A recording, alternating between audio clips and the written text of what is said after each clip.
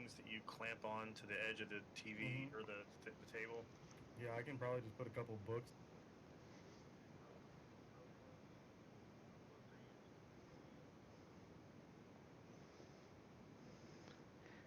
I mean, as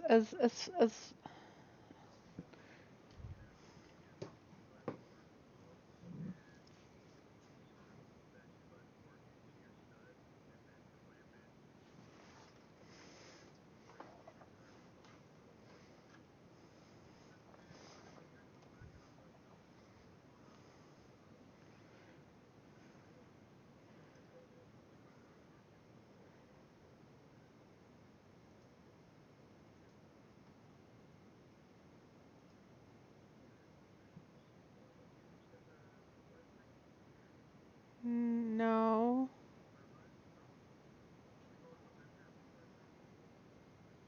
What's it doing?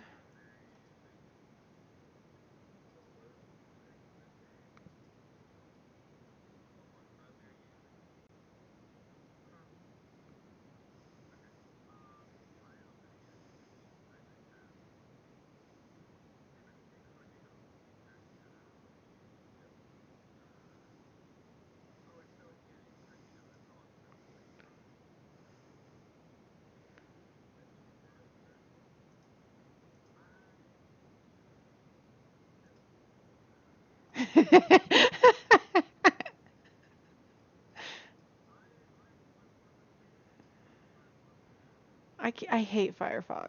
I only use it for like certain sites that require it.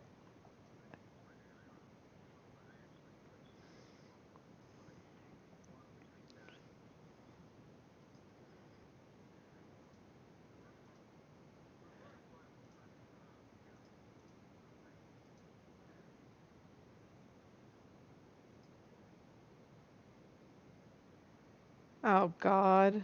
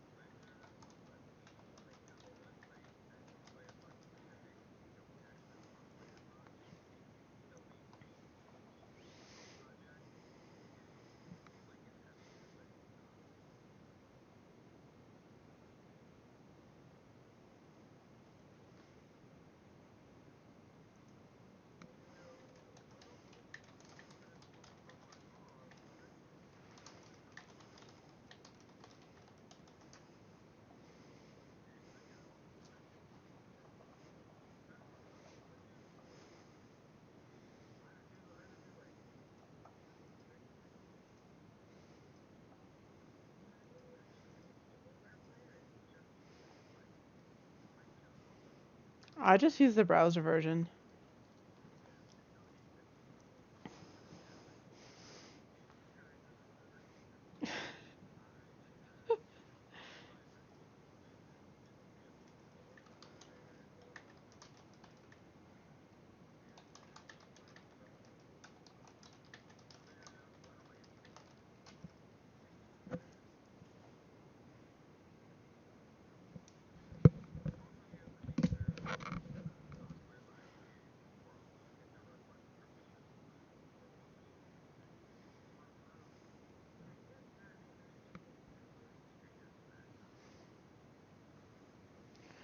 Did you?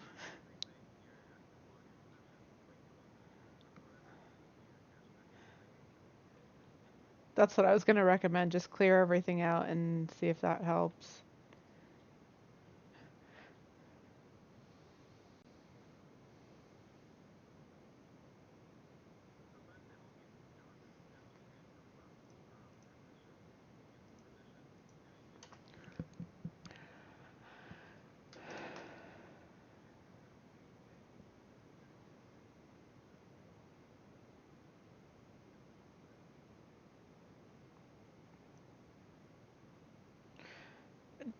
Out of curiosity, do you have your stream up? Like, are you streaming on your stream while trying to get into Whereby? Okay.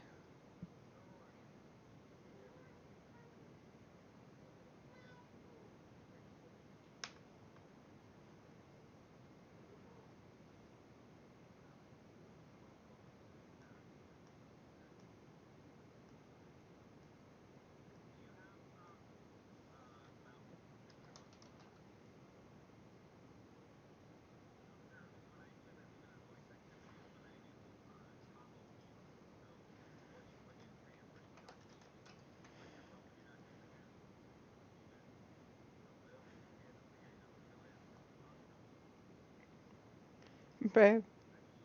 Lucky. Lucky.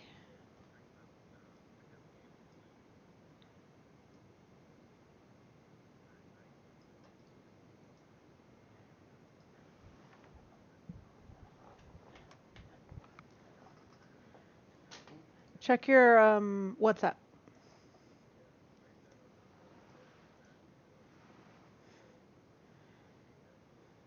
Just give it a second. It hasn't come through yet.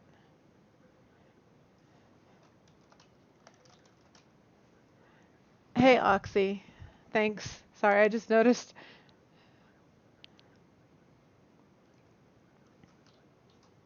All right, let's see.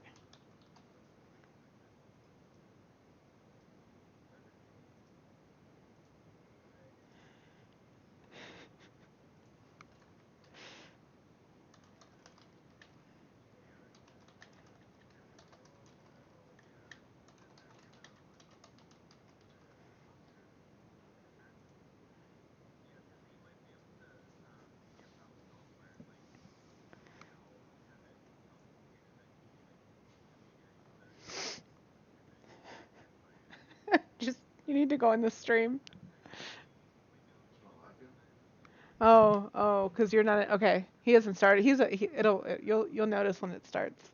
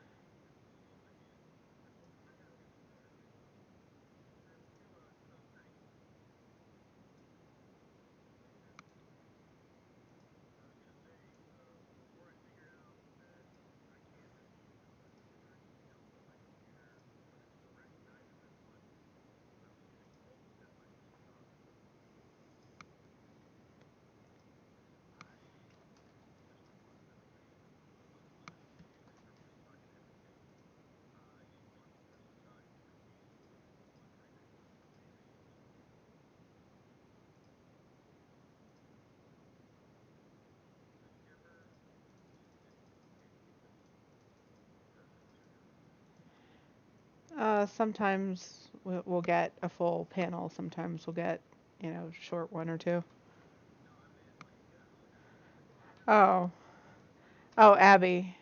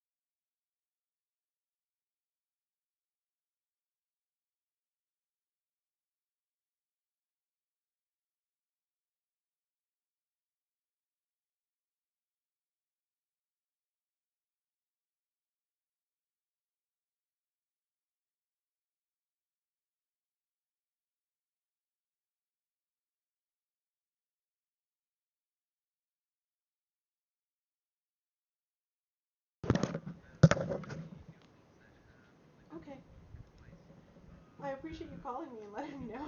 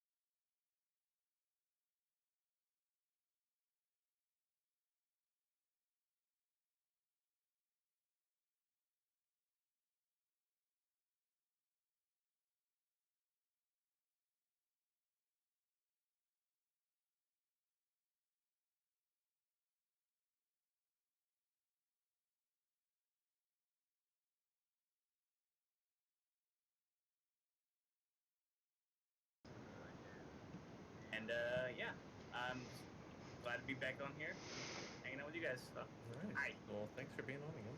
Zippy? All right, happy to be here. First time.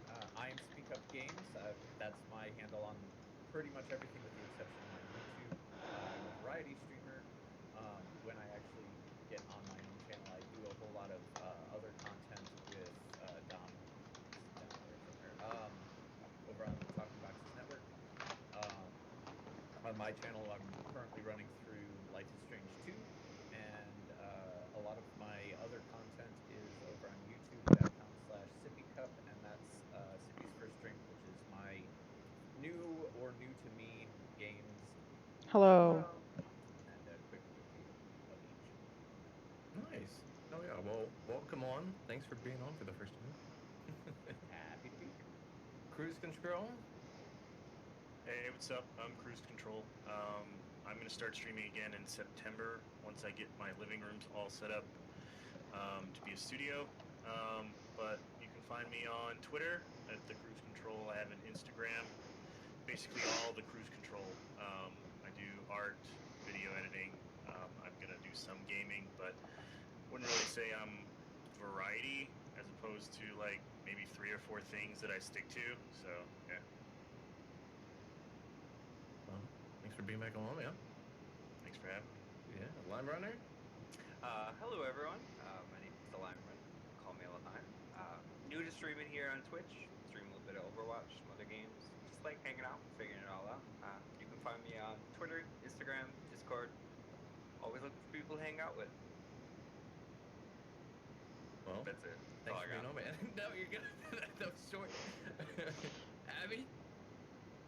I'm Abby. I don't actually stream. My work schedule's all over the place all the time. I'm always traveling, so I've been in and out of for sales stream a lot. I am like always on Discord. It connects to my phone though, so if anybody's ever bored or has nothing better to do, you can hit me up and I can hang out or talk. Well, thanks for being on, Abby. I know. Whoever said that. Come on. Die Psycho. hard Buckeye. Hey everybody, I'm Psychorism. We play a lot of Magic on my channel. We also do a lot of variety stuff. But other than that, yeah, sorry, I'm actually like in the middle of doing something for work. But yeah, it's me. You can find me at Psychorism on everything, and I'll be here. He's cool. He plays the RES tattoos. He's got a red beard. And he likes butts. Who doesn't So I'm like just trying to butts? log into all these different servers real quick. All the booties. I had to Gilded help you out Dead. there. Good everyone, my name is Gilded Set. It's a great opportunity to be here on this panel. I do weekday streams of single player adventures. Currently I'm doing GTA San Andreas. And on weekend late nights, I do Twitch versus Super Mario 64 streams in which chat commands can influence everything that happens to Mario in the game, whether for good or for bad. I've Oh, been cool. streaming for a year and a half or less. And my Twitter handle should you be interested is gilded_Z because apparently there was another guy who picked gilded Z and it's not using it. So what do I know? I just put it in chat. Cool, I'll follow you. That sounds fun. Nice, then. Well, welcome on. Thanks for coming on. Talking Boxes Network or Dom? Yes, hello. How are we doing? I'm back again How to are haunt you? you all. It's wonderful to see you. For those who haven't realised it already, I hail from England, so it's quite late for me. But I own and run the Talking Boxing Network with Zippy Cap up there with his blue lips. So if you're wondering what the fuck is that, it is a comedy network. We are primarily known for 3 shows, which are More Than a Mouthful, Let's Get Critical, and We're All Adults Here. And we cover everything from science, politics, and the weird and wonderful on the internet. So if you like laughs, you can find us Fridays, Saturdays, and Sundays. And we have the end of season 6 of More Than a Mouthful this Friday. So, anyway, but it's nice to be back, and I'm looking forward to some good old debates again. Yeah. Come back on. Jojo? Hello again. Can you guys hear me? Yes. Yes, awesome. Jojo West. I stream Tuesday, Thursday, Saturday, and Sunday starting at the end of the month. I do Tabletop Tuesdays. I join the panel on Thursdays. Saturdays I do Jackbox and some other stuff. And then Sundays I will likely be doing a panel of my own. You can find me on Jojo West Model on Instagram and Twitter, and Jojo West on Twitch. So yeah, thanks for having me Nice. back. Yeah, thanks for being on. All right, Gilded. Yes. So, let's see, we got Gilded, Sippy, you guys are new. Abby, you're pretty new to the panel as well. Dom, you've been on before. I'm trying to make sure. Okay. So, what do you guys do for a living? Gilded, Abby, and Sippy. You can just go in that order. My occupation is translator English to Spanish and vice versa. Nice. Occasionally, I translate doctorate documents. Very nice. Awesome. Abby? I am a electrical technician for robotic systems. Damn, look at you. Nice. And Sippy? I gotta go after that. That's bomb. I'm a boring office drone. Like, there is literally nothing interesting about my job. All I'm gonna say is this: there's always a hidden life behind every office drone. They're never True. as boring as you think. Hi, this is it. This is the hidden life. Exactly. I'm just saying. Just saying. All right. So, favorite game and or show right now that you're either playing or watching right now? Gilded, Abby, and Sippy. Either favorite game you're playing right now or favorite show you're watching right now. They're all quiet, so I'll jump in. I'll go at once. I am currently addicted to Guild Wars 2. Guild Wars 2, all right. That's a good one. I actually know a lot of Guild Wars 2 players. I'm currently playing The Last of Us 2, but favorite game would be like old school PNCs, like LucasArts day, like old school PNCs. Damn. Okay. All right. Gilded? My favorite game is Dead Rising because there is nothing better than killing off zombie apocalypse with the stupidest objects and wearing the stupidest outfits. I feel like that's how the zombie apocalypse would really be, though. That's pretty good. So. All right. And then biggest turn off. Like, what's your biggest turn off? The first thing that comes to mind. Fucked up teeth. Fucked up teeth. Okay. All right. That's fair. I feel attacked. Well. I mean like the scary like smile and it looks like you haven't brushed since you got teeth to begin with. Scary fucked up teeth. Like you can look at them and smell them at the same time. Oh, gross. Oh, God. As somebody who's had teeth like that, it's a turn off for the people that have them too. Sippy, I'm definitely the same way. I'm very big on like teeth, just because like I had braces growing up, so like I notice people's teeth. It's just one of the first things you notice when someone smiles. All right. Abby, gilded. Biggest turn off. I don't know if it's the In biggest appearance one, or but personality? Personality. All right. I don't know if it's the biggest Um, one I have. But recently, Entitlement. Like, I have to do something, but she doesn't Gilded. feel like she has to do the same for me. All right. Abby, go ahead. somebody I recently met kept smelling me. And I think that was the What? first time that I was just like, I need you out of my house. Yeah, they came up and grabbed my shoulders and you smell nice. And that Oh, was so instead of just saying hi, that's That what is they did. And so I weird. was kind of done after that. They Did who they have like does a low that? accent? It's like, you smell nice. You got they were parted lips. definitely. I'm kind of from the backwoods. I like the backwoods, but this was a backwoods person who just like worked some oil fields and just kept smelling me and telling me that, quote, I really like to smell women. So it's Yo, kind of out. That's God. weird. That's not God. that bad, right? Like Like you can smell you from afar. I live in a small town. If someone walked up and sniffed me, I'd probably punch him in the throat. You smell like hot rain on a summer's day.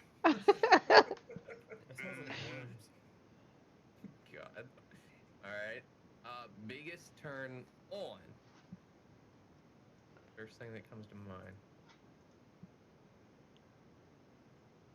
Kissing the neck. Okay. Yeah. That's a good one. Spontaneous. Being spontaneous. I think that's such a turn on. Yeah. Whether it's sexually or like geographically or doing something new. Nope. I mean, confidence. Confidence is definitely Yeah, a huge, that's always a good one. huge turn on. Like, if you can, if my significant other can carry themselves with confidence, regardless, great. That's like through the moon. That's a good one. All right, Gilded. Mainly empathy. That they do not say something like, "Oh, please, you'll get over it. You'll live." Like, if they do not minimize one's pain in any aspect, that is a huge win. Yeah. So showing empathy. Okay. Yeah, I can see how that would be important, especially in a relationship. Abby. You said kissing Yeah, I next, said didn't you? kissing Okay. necks. What? Let's see. If you could give yourself, your younger self, a piece of advice about sex relationships, what would it be?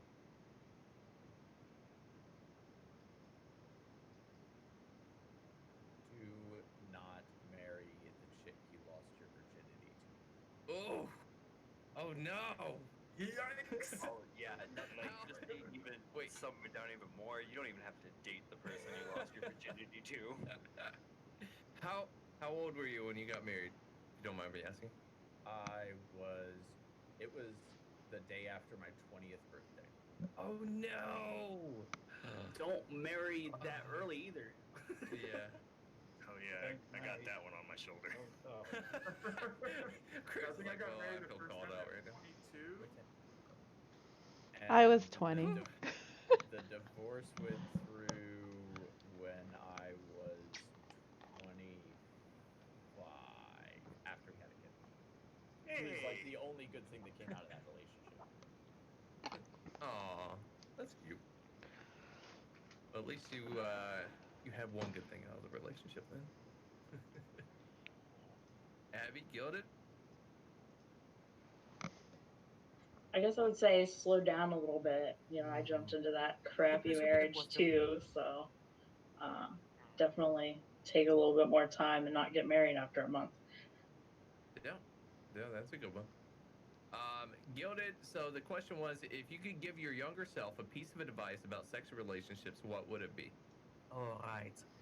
Well, I'll say this: Your classmates were all doing it when they were 12 or 13. Here's something I know that you don't. Because they have underdeveloped bodies, they're actually experiencing a lot of pain. You, however, won't. Because your time will come. Much later than them, yes. You will not do it at 12, 13, 14, 15. No, no, no, no. You will do it much later. But you will actually get to enjoy it. You will not suffer pain Terry from is doing dying. it Look at his so face. early in your life. Say anything about that. He's Don't forget dying. minors. Oh my god. What? I'm pretty sure he was talking about being a kid and growing up Not having sexual experiences early. until later in life. Yep. And Yeah, Kevlar absolutely. Like, is don't feel peer dying. pressure just because you have friends your age who are like, I'm having sex. Like, I'll let you in on a secret. If you're having sex that age, most of the time it's not good sex. Yeah. All right. So, first topic here. Curious. So this one was submitted by Cruz. Curious to hear other people's opinions on sex addiction. Because he was reading articles about it.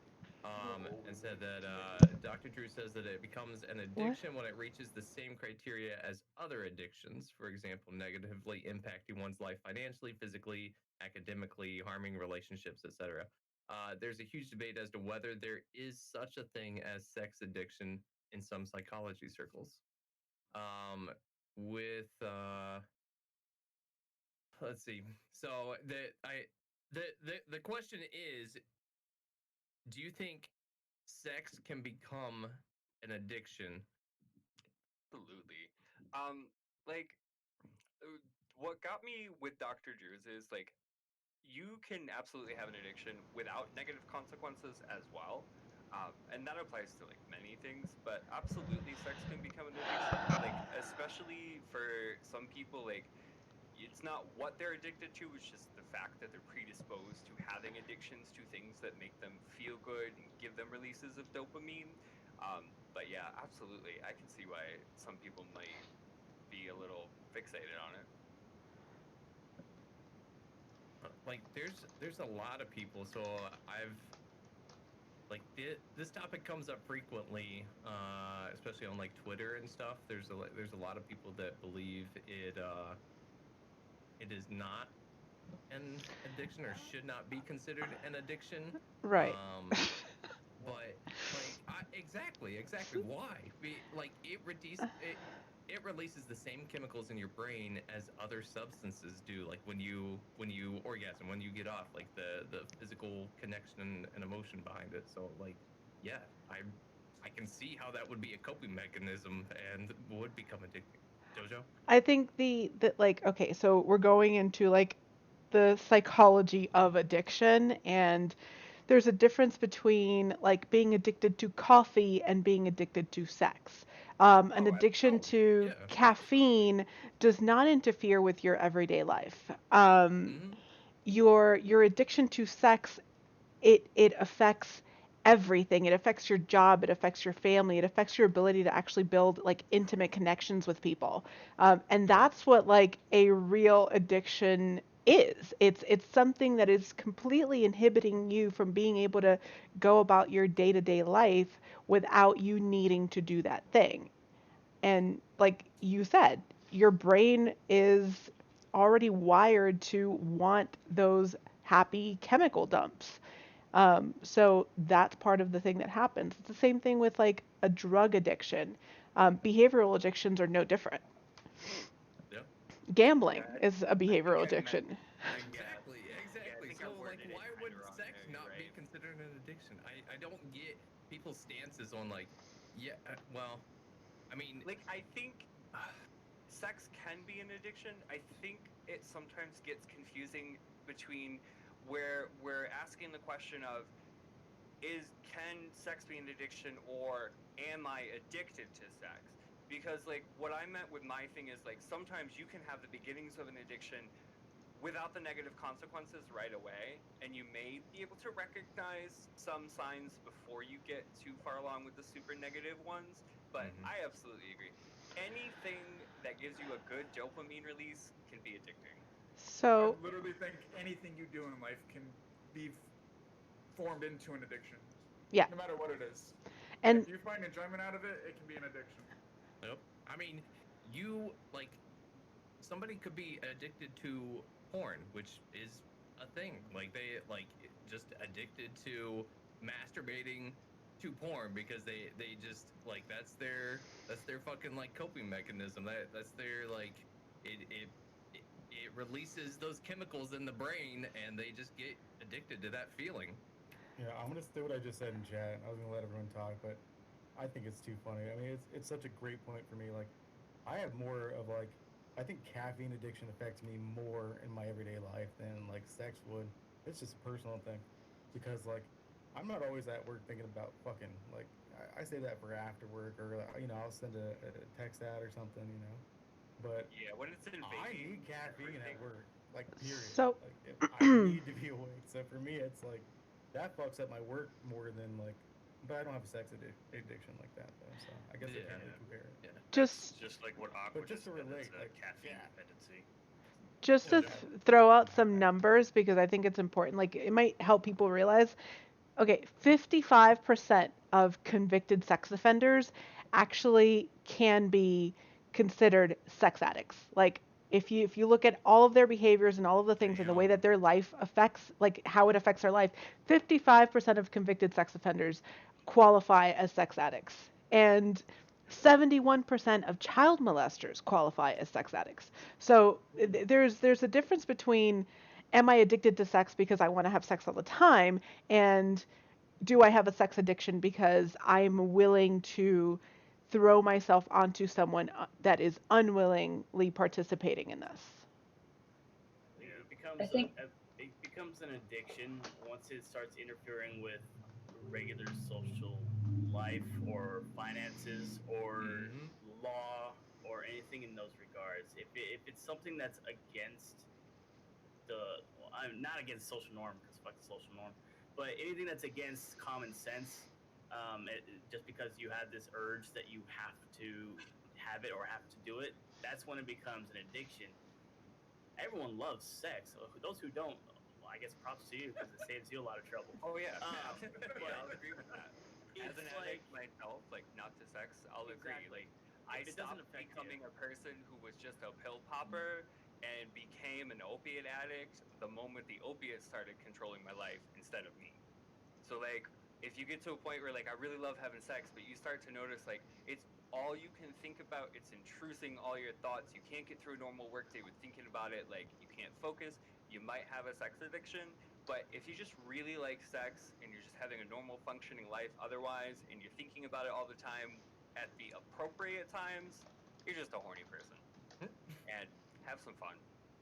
Yep. I've seen somebody that like personally known Also, there somebody is who the wasn't issue that necessarily a Oh, hold on, Gillet. Hold on. wasn't Sorry. necessarily a sex addict, but was kind of using it as a coping mechanism.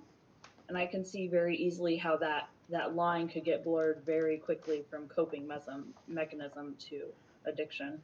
Yep. Well, and a coping Hey, Birdie mechanism, Chua. an Thanks. addiction can be a coping mechanism as well. Yep. Yeah, like alcoholism. Some people need to drink in order to, get rid of the anxiety that causes, all sorts of stuff. So they don't take regular stuff for anxiety or go get help for it. They just drink. Yep. Hey, Gillet, the go real ahead. John Doe. also that for me what separates an addiction from a habit or something else is that you cannot control it. Like, sure, it makes you doing it makes you happy, and then what happens is that it makes you happy relative to the other things, and suddenly it becomes from the point in not only other things do not make you as happy, but rather doing uh, other things makes you less. Break. Potty break. Gotcha. you say lazy, cut out the end. Yeah, You're cutting out, man. your mic cut out. Push your button again. Oh, is it better now? Uh, There you go. So Yeah. basically, uh, there is also the issue of what is it that you are addicted to. For example, some people are addicted to not having the consent of another person. Like, for them, they get a high from non-consensual engagements. Some people like to watch porn, with or without jerking off to it, so they cannot control the habit of watching porn. Some people just want to push their junk into something. So if you give them a can of Pringles, they are happy. And some lotion. I'm sorry, I could just picture someone with a can of Pringles.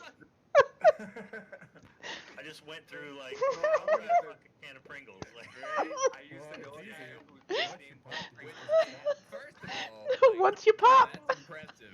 It is impressive that you can fuck a can of Pringles. Second of all, Sounds like this. If you're that Why? impressed, the can of Pringles is the only thing that's ever going to let you into it. too. right? Also, Nobody's gonna let you the- near them with that. You don't need a can of Pringles. We got there's like legitimate like toys out there. Okay, can of Pringles not necessary. You can convert a can of Pringles into like the poor man's fleshlight. It's not gonna be that good, man. If you want a poor man's fleshlight, just go get a fleshlight, like a knockoff fleshlight. Okay, there's enough of them out there. Do Can you not get make them one out of a used? fucking Can you get them Pringles used can. for cheaper? Oh, ew. Get them on It has, a little, wish.com. it has a little bit of mileage on it, but it still works. Ew. There's an Yeah. entire market for that stuff, just so you know. All right.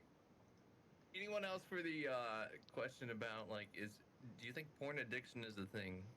Like why? I had Why a not? follow up to it. Yeah. Just curious again. Like, how would you treat sex addiction? Because it's not like a drug or anything like that. Especially if you're married and you have a sex addiction that your spouse doesn't know Oof. about. How do you treat that?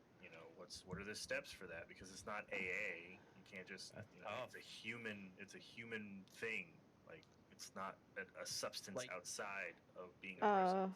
I Well, would like, think that first- it So- would depend on the cause. First off, could you imagine like trying to avoid all the like shirtless or like scantily clothed people on social media and like all the like sex sells videos and TV I feel like shows you'd and have to movies? I would be like, I am not That's a getting ticking So- time bomb. But as Yeah. far as treatment, I think that would 100% depend on the root cause behind the sex addiction. Like, if there's underlying issues that are resulting in it, if they are struggling from depression or anxiety, that's something you would want to follow a treatment for.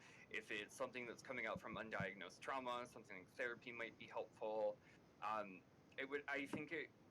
My thought on it would be that it probably just really depends person to person, and I don't think there would be any one good solution for it. So, the typical treatment for behavioral addiction tends to be very similar to the treatment for OCD. So it's heavily reliant on therapy, particularly cognitive behavioral therapy, which tends to be focused around shifting and actually rewiring your brain to change your behavior. So that tends to be one of the biggest forms of treating that kind of addiction. Same thing goes for like people who are addicted to gambling. Like, you can't give them a pill and hope that they detox and they'll be fine. Okay. I was trying to find the name of it. There's a show on Netflix where they did an experiment with this, and they God. took a whole bunch of people who were what ultimately you could decide as sexually addicted, and dropped them on this like romantic, crazy big island Oh together. God, that show. wait, Yeah, I know what show I don't you're remember what talking it's about. called. Oh, it's a Netflix But show. then Here, I'll show you. they- is Is it it like Naked and Afraid or something? No, but No. then you're not allowed to have sex. You can't hold hands. You can't kiss. Oh, there's nothing. no way. And Well, then and they then- send them Isn't that through Temptation like Island? classes to not learn do it. how to do deeper connections and learn how to be friends with people and learn about the person and not just jump straight to sex all the time. Yeah, and the caveat is they start off with $100,000, and for every like act of physical contact, they lose money. And Oh, yeah. Too hot to handle. That was it. Too hot to handle. Yeah. I didn't even think all those Oh, people were that fuck. attractive. I gotta add that that's to my easy. list. I don't know. It's not for me. It's Like, so if you're bad. gonna monetize and make entertainment out of mental health, like that's one thing. But I don't know. There's just something about that rubs me the wrong way. Well, I don't even I think agree, like but I those. think it's related to this a Like, little are bit. those people actually sex addicts? No, Or are they no. just playing sex addicts? They're like for People who TV? they're it's like people young who people. think that they're really sexual. They think they're like top tier sexual Mhm. beings. That's what they Or are. they just Yeah, people they're like like They're like it's have like sex. watching greasy people on Jersey Shore. It's like saying, "Oh, this is who we think we are." Ew. yeah, it was That's- actually like it was phrased as hookup culture and people that are just used to hooking up all the time.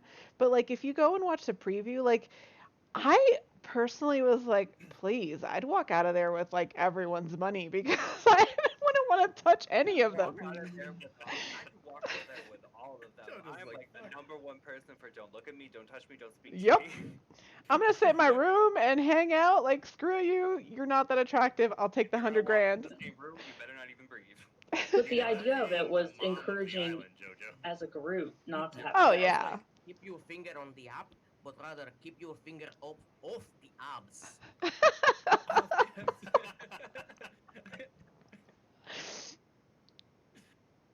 I liked it. That was good. That was good. Anyone else for the sex addiction topic before we move on? Nobody else. All right. Tell me about a time you broke up, dumped, or ghosted someone and how it went. I have a good one for Oh, that. which time? Damn. I think I've always been the dumped. I don't think, or yeah. See, Shane? I have never been on a Same, TV man. channel. Same. I was in a relationship that lasted for 4.5 years, and it was kind of emotionally abusive. So I one night literally just got up in the middle of the night, packed a bag, left, and I have not Gosh, damn. spoken to him since. That's the only thing I've ever done to ghost someone. Otherwise, I'll just straight up let somebody know, like, I'm not into you. Because, like, ghosting, for me personally, being ghosted literally hurts me more than somebody being like, to my face, you're too ugly for me to talk to. Like, I'd rather hear that than you just poof. I'd rather you Yeah. poof.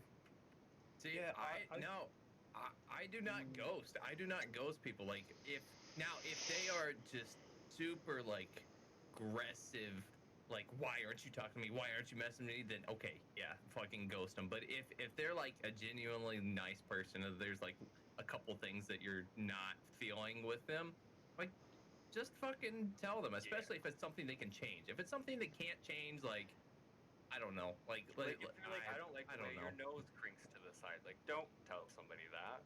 Yeah, like don't tell them like, Like, hey, they know, don't remind I them. don't want to fuck you because your face is fugly. Like that's probably not the best way to go about that.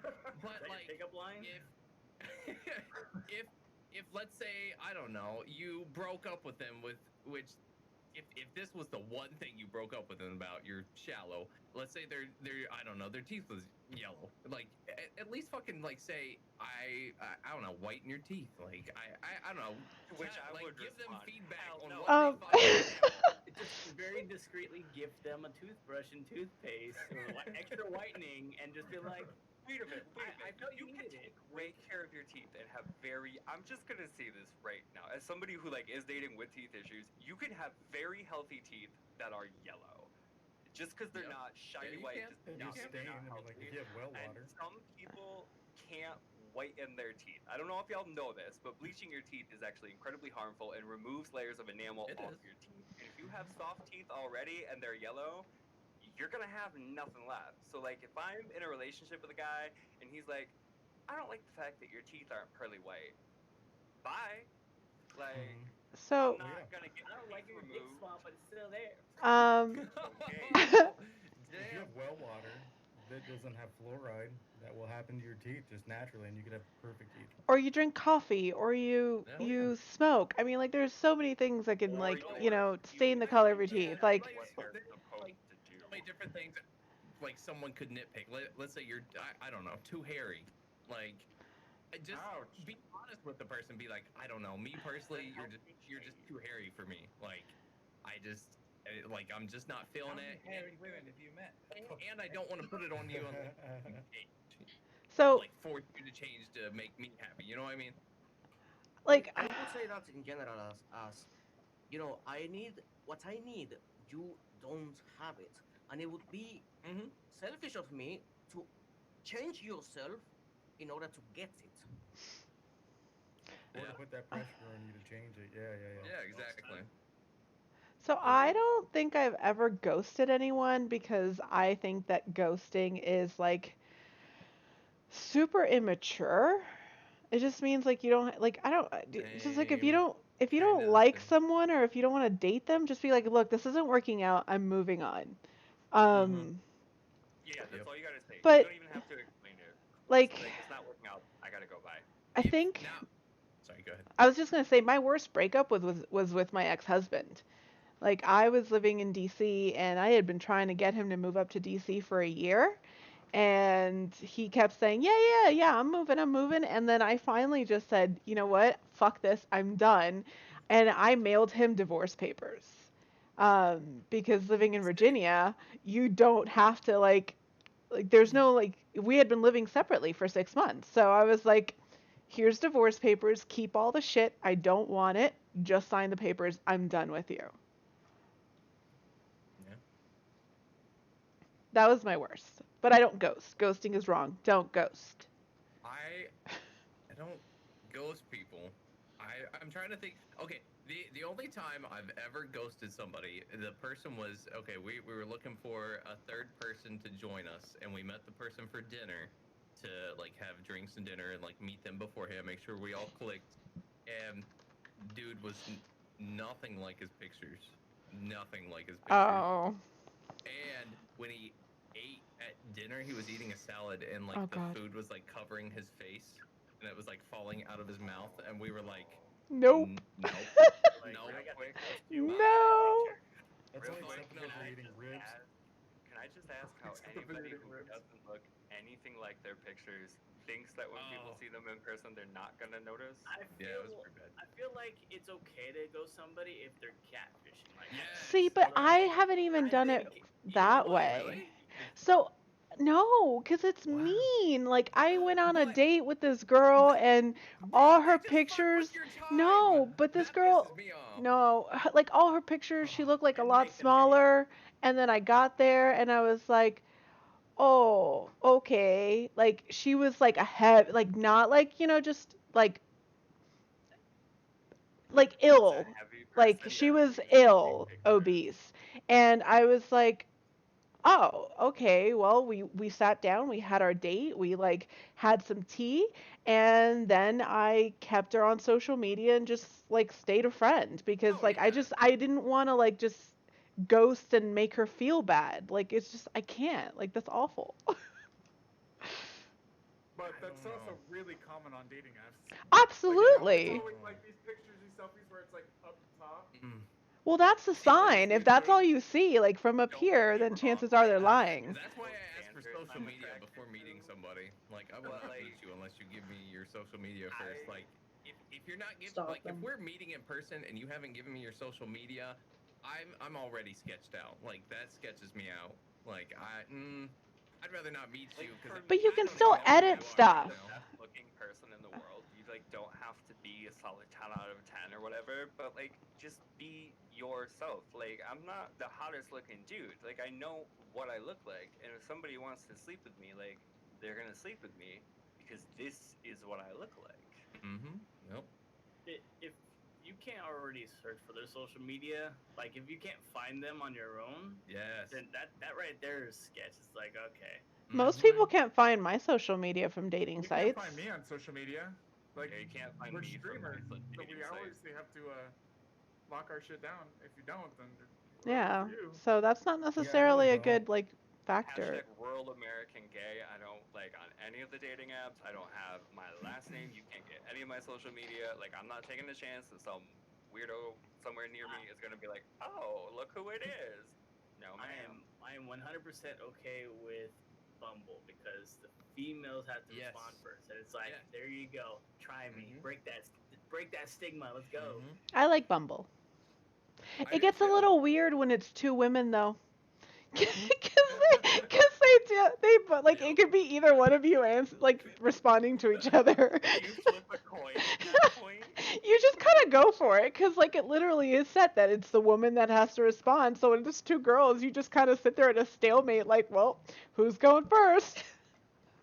Legitimately I'm been not wondering sure that I would give forever. out. I'm not sure I would give out my social media to someone who, if they don't like me for whatever reason that may or not be out of my control, uh, they suddenly use it to destroy me. Like, oh, you posted this tweet 7 years ago. I That's pretty Go uncommon. back and I delete admit. those now. yeah. I haven't met too many masterminds on. To be fair, there's a lot of women that To be want to fair. see your social media to make sure that you're not married. Yeah. Like for women, like I Shout will out honestly to all like the add married people to my people who Facebook. ruined it for If it doesn't everyone. work out, I delete you. Like that's I not foul. I'm good. I asked for like pictures of ID because I even did that with my husband because I was like so freaked out after my divorce that I was like, fuck this, I'm not gonna get screwed over. So like I would ask people for pictures of their ID and then I would do background checks on them. Damn! I've done a few background checks on people, but She I is would legit. I always Sorry, tell Abby. people meet me at a bar or something because then I know they're of age. At least in North Yeah. Dakota where I was, you had to be 21 to get in. That's smart. So then you know they're of age at least. For That me, way. as a gay man who did lie about not condoning this, don't do it, you little shits. It's bad. The people you're sleeping with could get in trouble. Who did lie about my age and sleep with older people? If I'm sleeping with anybody who is like younger than me by like a year, I gotta see your ID to check your birthday. I'm sorry, it's nothing personal. It's just because I was a little shit. I was too, but I don't know if it's different because a girl, people just didn't care if I was younger. They tend not Oh, to. now they do. At least we are not yet at an age in which we have to say, yo, I'm going to need your ID because I want to see at least one picture where you do not have a dog filter on it. Yeah, right. I'm waiting for the day when I can get the dog filter on like my license or something because my consciousness has just been digitalized and I have no physical being. So I just want to be all the cliche digital stereotypes. So which breakup story y'all want to hear? So yeah. Oh, Let's you had so many. So many. Let's hear one that you broke up with them. He just pulls out a deck of cards. This one. So the latest girl that I was dating Oh, God. mentioned quitting streaming one single time, just one time on an offhand topic, and I told her to take her shit and leave and never call me or text me. Damn! Don't try to change me. That was Yeah. already like Yep. don't try to change me. Yeah, The that's conversation Like, was already you know had. who I am. Don't change I me. have a small exactly. list of like things that are set in stone and will not be adjusted for anyone. And like once you try to fuck with that list, sorry, bye. No, we had the conversation. Like, I'm not changing for you. I don't expect you to change for me. And she had made an offhand comment about quitting streaming. I was like, okay, bye. And she was like, fucking shocked. Like, wait, seriously? I'm I like, don't no, I'm even fucking serious. understand like Done. why she would just like be like, well, I don't want you to do this anymore. It's such a naggy like. We don't have time Yeah, for me. You're yeah. so busy working and streaming. But you stream while you me. work. Like what? That's me. But I also did those things before you started dating me. You were perfectly aware of those things I did before you started dating me. So why you think I would change them for you is beyond me. She sounds like she didn't have a lot going on in her personal life. No, I don't. I'm after being married twice and divorced twice. I do not want somebody that is firmly inserted up my ass. Go do your fucking thing. Yeah. Unless it's a butt plug. Thank God. I think Yeah. some people would like On the this. same So way I go. Kevlar. Yes, Kevin. Hey, I got broken up with once because she said I reminded her too much of her cousin. Shut the fuck up. Were you in Alabama? Where I'm from, she could have actually been your cousin. Well, she just said your sarcasm is way too much like my cousin. Oh and, my god. And you look like him too. She's like, I don't know. And I'm like, all right, fine, we've only went on one Like, date. I've so. seen those videos before. You're into those. Don't worry about it. No, that's fair though, because I went on a blind date with a guy once that my friend set me up with, and I got there and I swear to God he was a carbon copy of my brother. And I was like, "You're a wonderful human being. You're obviously very attractive." I was like, "But you look like my brother." Wait. I So wait. Wait a minute. Wait. No. Listen here. Listen here. Wait, Four wait. of us in my generation in my family. There are me, my brother, my two female cousins. All four of us managed to get all of the attractive genes in the family, and we are good motherfucking looking people. All So like right. obviously he looks like my brother. He's good looking. So Don't y'all get any twisted opinions. I might be from a small I town, just- but it's not that small. From West Virginia. And No, they didn't just say kidding. anything like you say that like that's a bad thing. what? Mhm. Wait, what? Right. Yes. Wait, It kind of is actually. But so I have one more Brother's never story been that I like just stuff. remembered. Jojo, go for it, please. I change the subject. my first boyfriend and my first was actually at the time my best friend's brother, and at some point we had all ended up living together. And she went a little crazy and she was all like, "Oh, you're not like there's no woman that's good enough for my brother and like you have to choose between like dating him and being my friend." And I was like, "Yeah, okay, sure, I'll choose you." No, I didn't. Like I kept dating him and then I discovered that he had been cheating on me the entire time that we'd been together. And what I did was but we had all signed this lease. So we were stuck in a house together. Oh And no. I dumped him. And this is the worst thing ever because I didn't know. I didn't know. I dumped him. We like stopped. Like we would live in the same house and like avoid each other. We'd never talk to each other. I didn't talk to his sister either. And at some point, his cousins and I were like friends and started going out and hanging out. And they introduced me to their uncle. And because it was such a fucked up, convoluted like family line, I did not know that my ex-husband was actually my ex-boyfriend's cousin. Oh, So I ended up dating my. You're keeping it in the family. You know what you I like. So you I have a type. dumped. No, they do not. They are not my That's type. the Like whole my thing. type is very different. But like I dumped my ex-boyfriend while living in the same house with him, to then start dating my ex-husband. So there you go. Want to write a book? I'll read the whole thing. Oh, It sounds What to could me like you've got possibly go some wrong? entertaining tales. I have a lot of those. Dab. So, I've anyone ghosted else have people. breakup story? I guess I have a type of breakup that drives me crazy. Is I've had a guy break up with me, and then he'll be like, "Well, why?" And you explain it, and then, "But why?" And then they call back the next day. You need to explain why, and you keep explaining the same things over and over, but they See, keep those ones, asking. Not me. It's you. those are easy for me because I've worked in customer service and I'm used to having to repeat the same information while maintaining a positive tone. But if you're not like me and you don't just answer and go, "Here are the reasons," I'll repeat them again. If you ask me why, I'm just gonna repeat them. Restraining orders usually work really well to get people to stop asking the same question. That's true. I've been there. That I doesn't almost work so got one well. Pretty quickly. for my recent So- breakup. I broke up with a girl because she had this very aggressive habit of wanting to bite you in public, and not in public, like your shoulder, the back of your arm, your knee. Which means she's hungry. What the Okay, hell? somebody definitely mean- got sent to the principal's office as a child because she's been doing that mean, for a while. Yeah, and also if you were like holding hands with her, you couldn't split a pole. You couldn't walk around a pole. She had to get the same way as you. She was like severely OCD.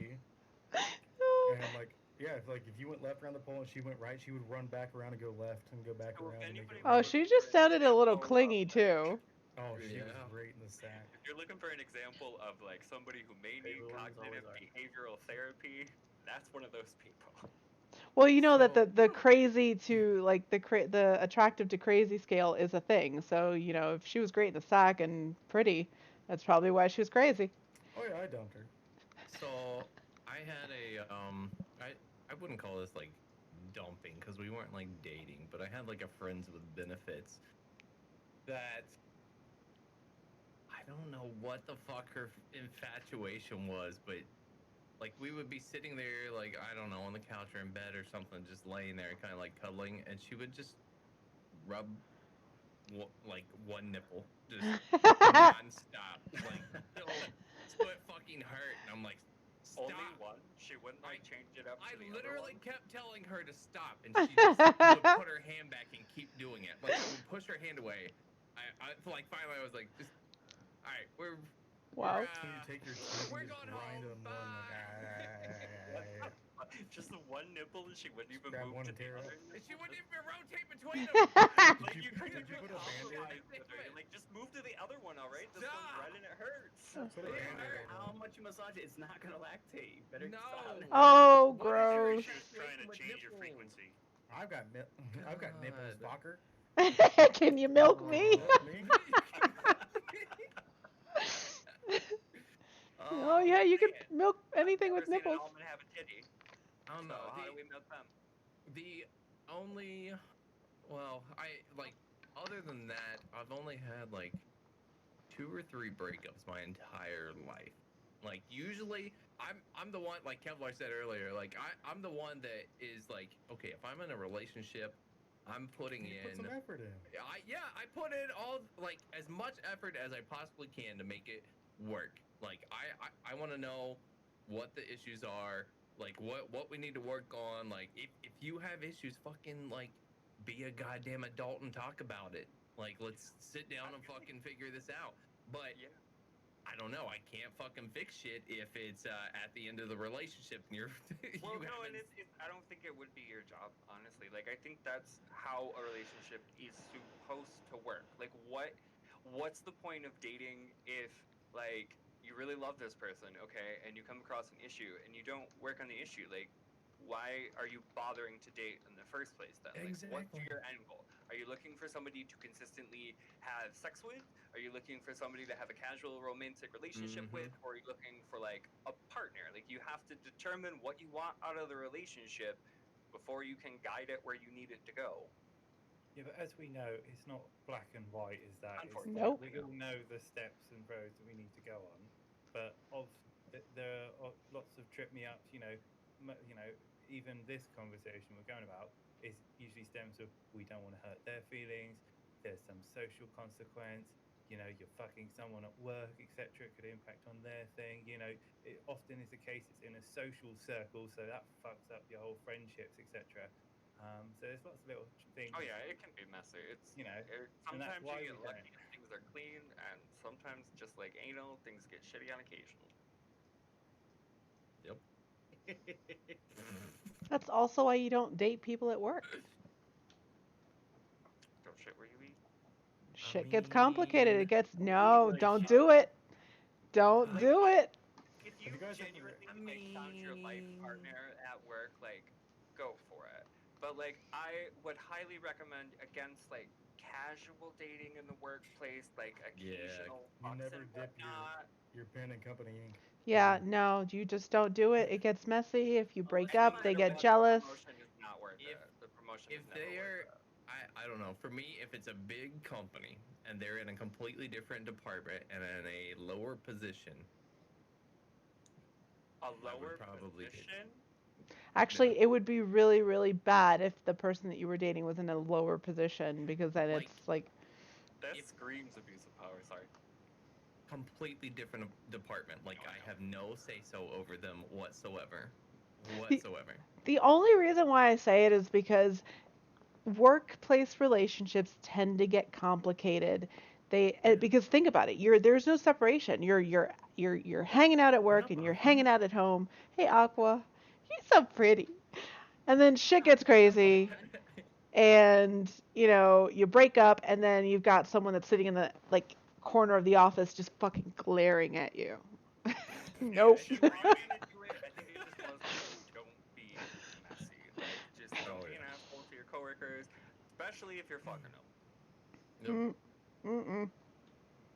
I was We could ask my ex-wife. Yeah, there we go. Look at how that went. She was doing behind my back.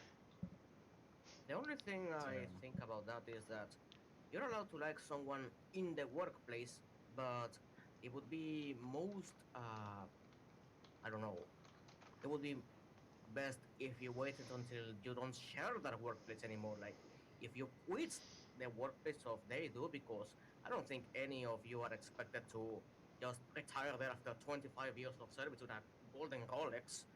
So when you don't share that workplace anymore, then you can do something. Yeah, Amorous just makes a good point about this is basically dating on Twitch. I just added that to the topic list. Yeah. That's a good one. Like that TikTok video I made the other day. Yeah. Comes in the chat. I love you. You hardly know me. So? I love you. Listen, I love has anybody ever had a person you're having a sexual relation with in a moment of passion express those three little words to you? Oh no, I've not. No. Luckily. Maybe I just don't understand that. I don't know, considering that like I met two exes and my current spouse on stream, like while streaming. I can't necessarily say it's a bad I thing. mean, Twitch is easier too. Like any online platform, is. you can just block. Like you can't go into the break room and you're just not Mhm. gonna see that person exist. Right click. I got why is this not working? Or move on. Like they're still gonna be there. So I think it really just depends on the it's individual easier said people. than done like that when the other person involved is also an influencer or content creator, because then they also have a following themselves, and if you guys share that following, it makes it much worse, and there's no blocking Attack all force. that. You It's know like what who it all keeps comes the down to? dogs? It all comes down to three little words: don't be messy. Oh, don't.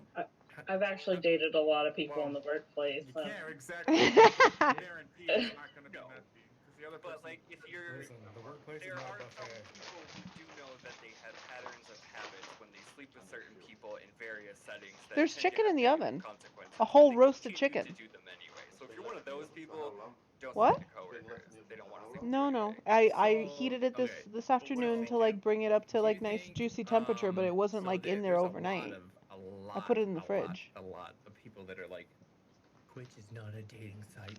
We don't fucking like keep that out of my stream. Blah blah blah. That's fine. I get that. But it's just like any other place of work. If you spend a lot of time here, you network with people, you get to know people. Guess what? World Those of connections Warcraft. are going to I happen feel whether you like- like it or not. I feel like that's a little bit different because naturally, you form relationships with Yeah. people. And so it's kind of natural that if you have a It connection with someone, does. you start a flirtation and then wherever it goes from there. The problem I have and where I kind of inspired me to make that TikTok video the other day about Twitch is not a dating site is when someone comes into your chat and you have no clue who they are and they're just like, Oh, yeah, I love yeah, you. yeah. Oh, this one guy came in, he started calling me princess. And I was like, no, Mhm. because I'm a queen. First off, all right. No, this is I'm not a your princess. Oh, baby. But then if you don't acknowledge them and you turn them down, they turn into some of the most toxic Yes. people ever. They call you fat, they tell you that you're ugly, I didn't want you anyway. And like it's like, "Whoa, but you You're came like, in "Okay, here bro." like wanting to get with me and all of a sudden I'm a fat ugly bitch that you don't want? Like get the fuck out of here." So it's like Yeah, really okay. toxic on here as well. So what do we call that? Is that like Twitch chat thirst or something? Do we need a new emote when somebody does that? Thirsty. Sim Thirst. I think we just Forever call it thirsty. creepy people being Thirst creepy. chat. Do what, Lime? I said I think we would just call it creepy people being creepy. But yeah, from Aqua's point of view, it's not that type of dating site. Yeah, it's like, not just okay, you have a wall, pick a person. Yeah, it's not Tinder where you like jump through the streams and are like, hey you, hey girl, hey princess, hey girl, and like see who what if it replies to you. was? That's not how this works. Like you spend time with the person, you get to know each other, you have a conversation, you network, you become friends, and then it builds from there. Like it's not. God, Wouldn't a random Twitch button be awesome though? it would. Like it would. chat You roulette, could put but like what you're Twitch. you could put what you're interested in. You can just be like random. There's a It's like, website Oh, for that. God. Playing games on there too. I will let you know what it is though. There's a website actually for that. Oh, No. Because Twitch Okay. is a moron I mean, and I like would won't love do to it promote themselves. that. I think that would be a great thing to promote. Right? So you're all mentioning how if somebody does this towards you while you're streaming, what if two of your people in stream are like just blowing up your chat with each other?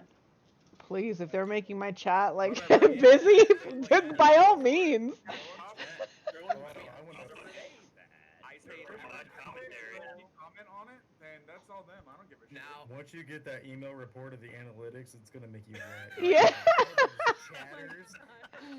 But also, if it's making you uncomfortable, I say if Goddamn. it's your stream, you're well within your right to say, hey, can you just like move that to the DMs? Yeah, but realistically, we're like, oh shit, there's people talking in my chat. Yes.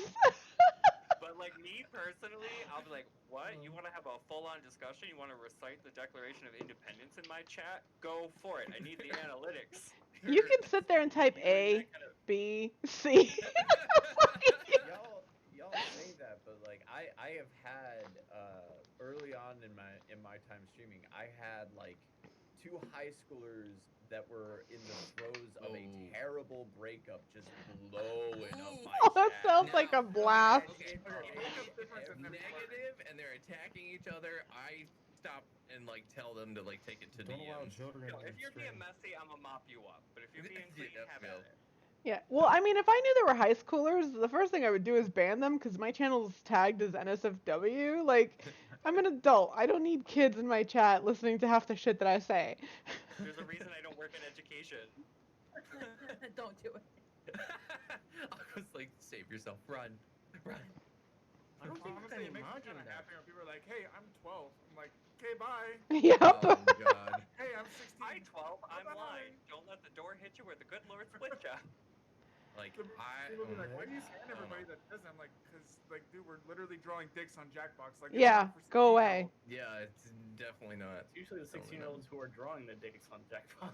34-year-old Hey, now. I draw a dick every time. Okay. I do boobies. Like, why I had my Twitch, like, because I'm just streaming Overwatch. They're like, why do you have it restricted? And I'm like, because I spent a solid 15 minutes just spinning the soldier model around, going, look at that booty. He's got such a nice butt. Like, I'm not here for 16-year-olds.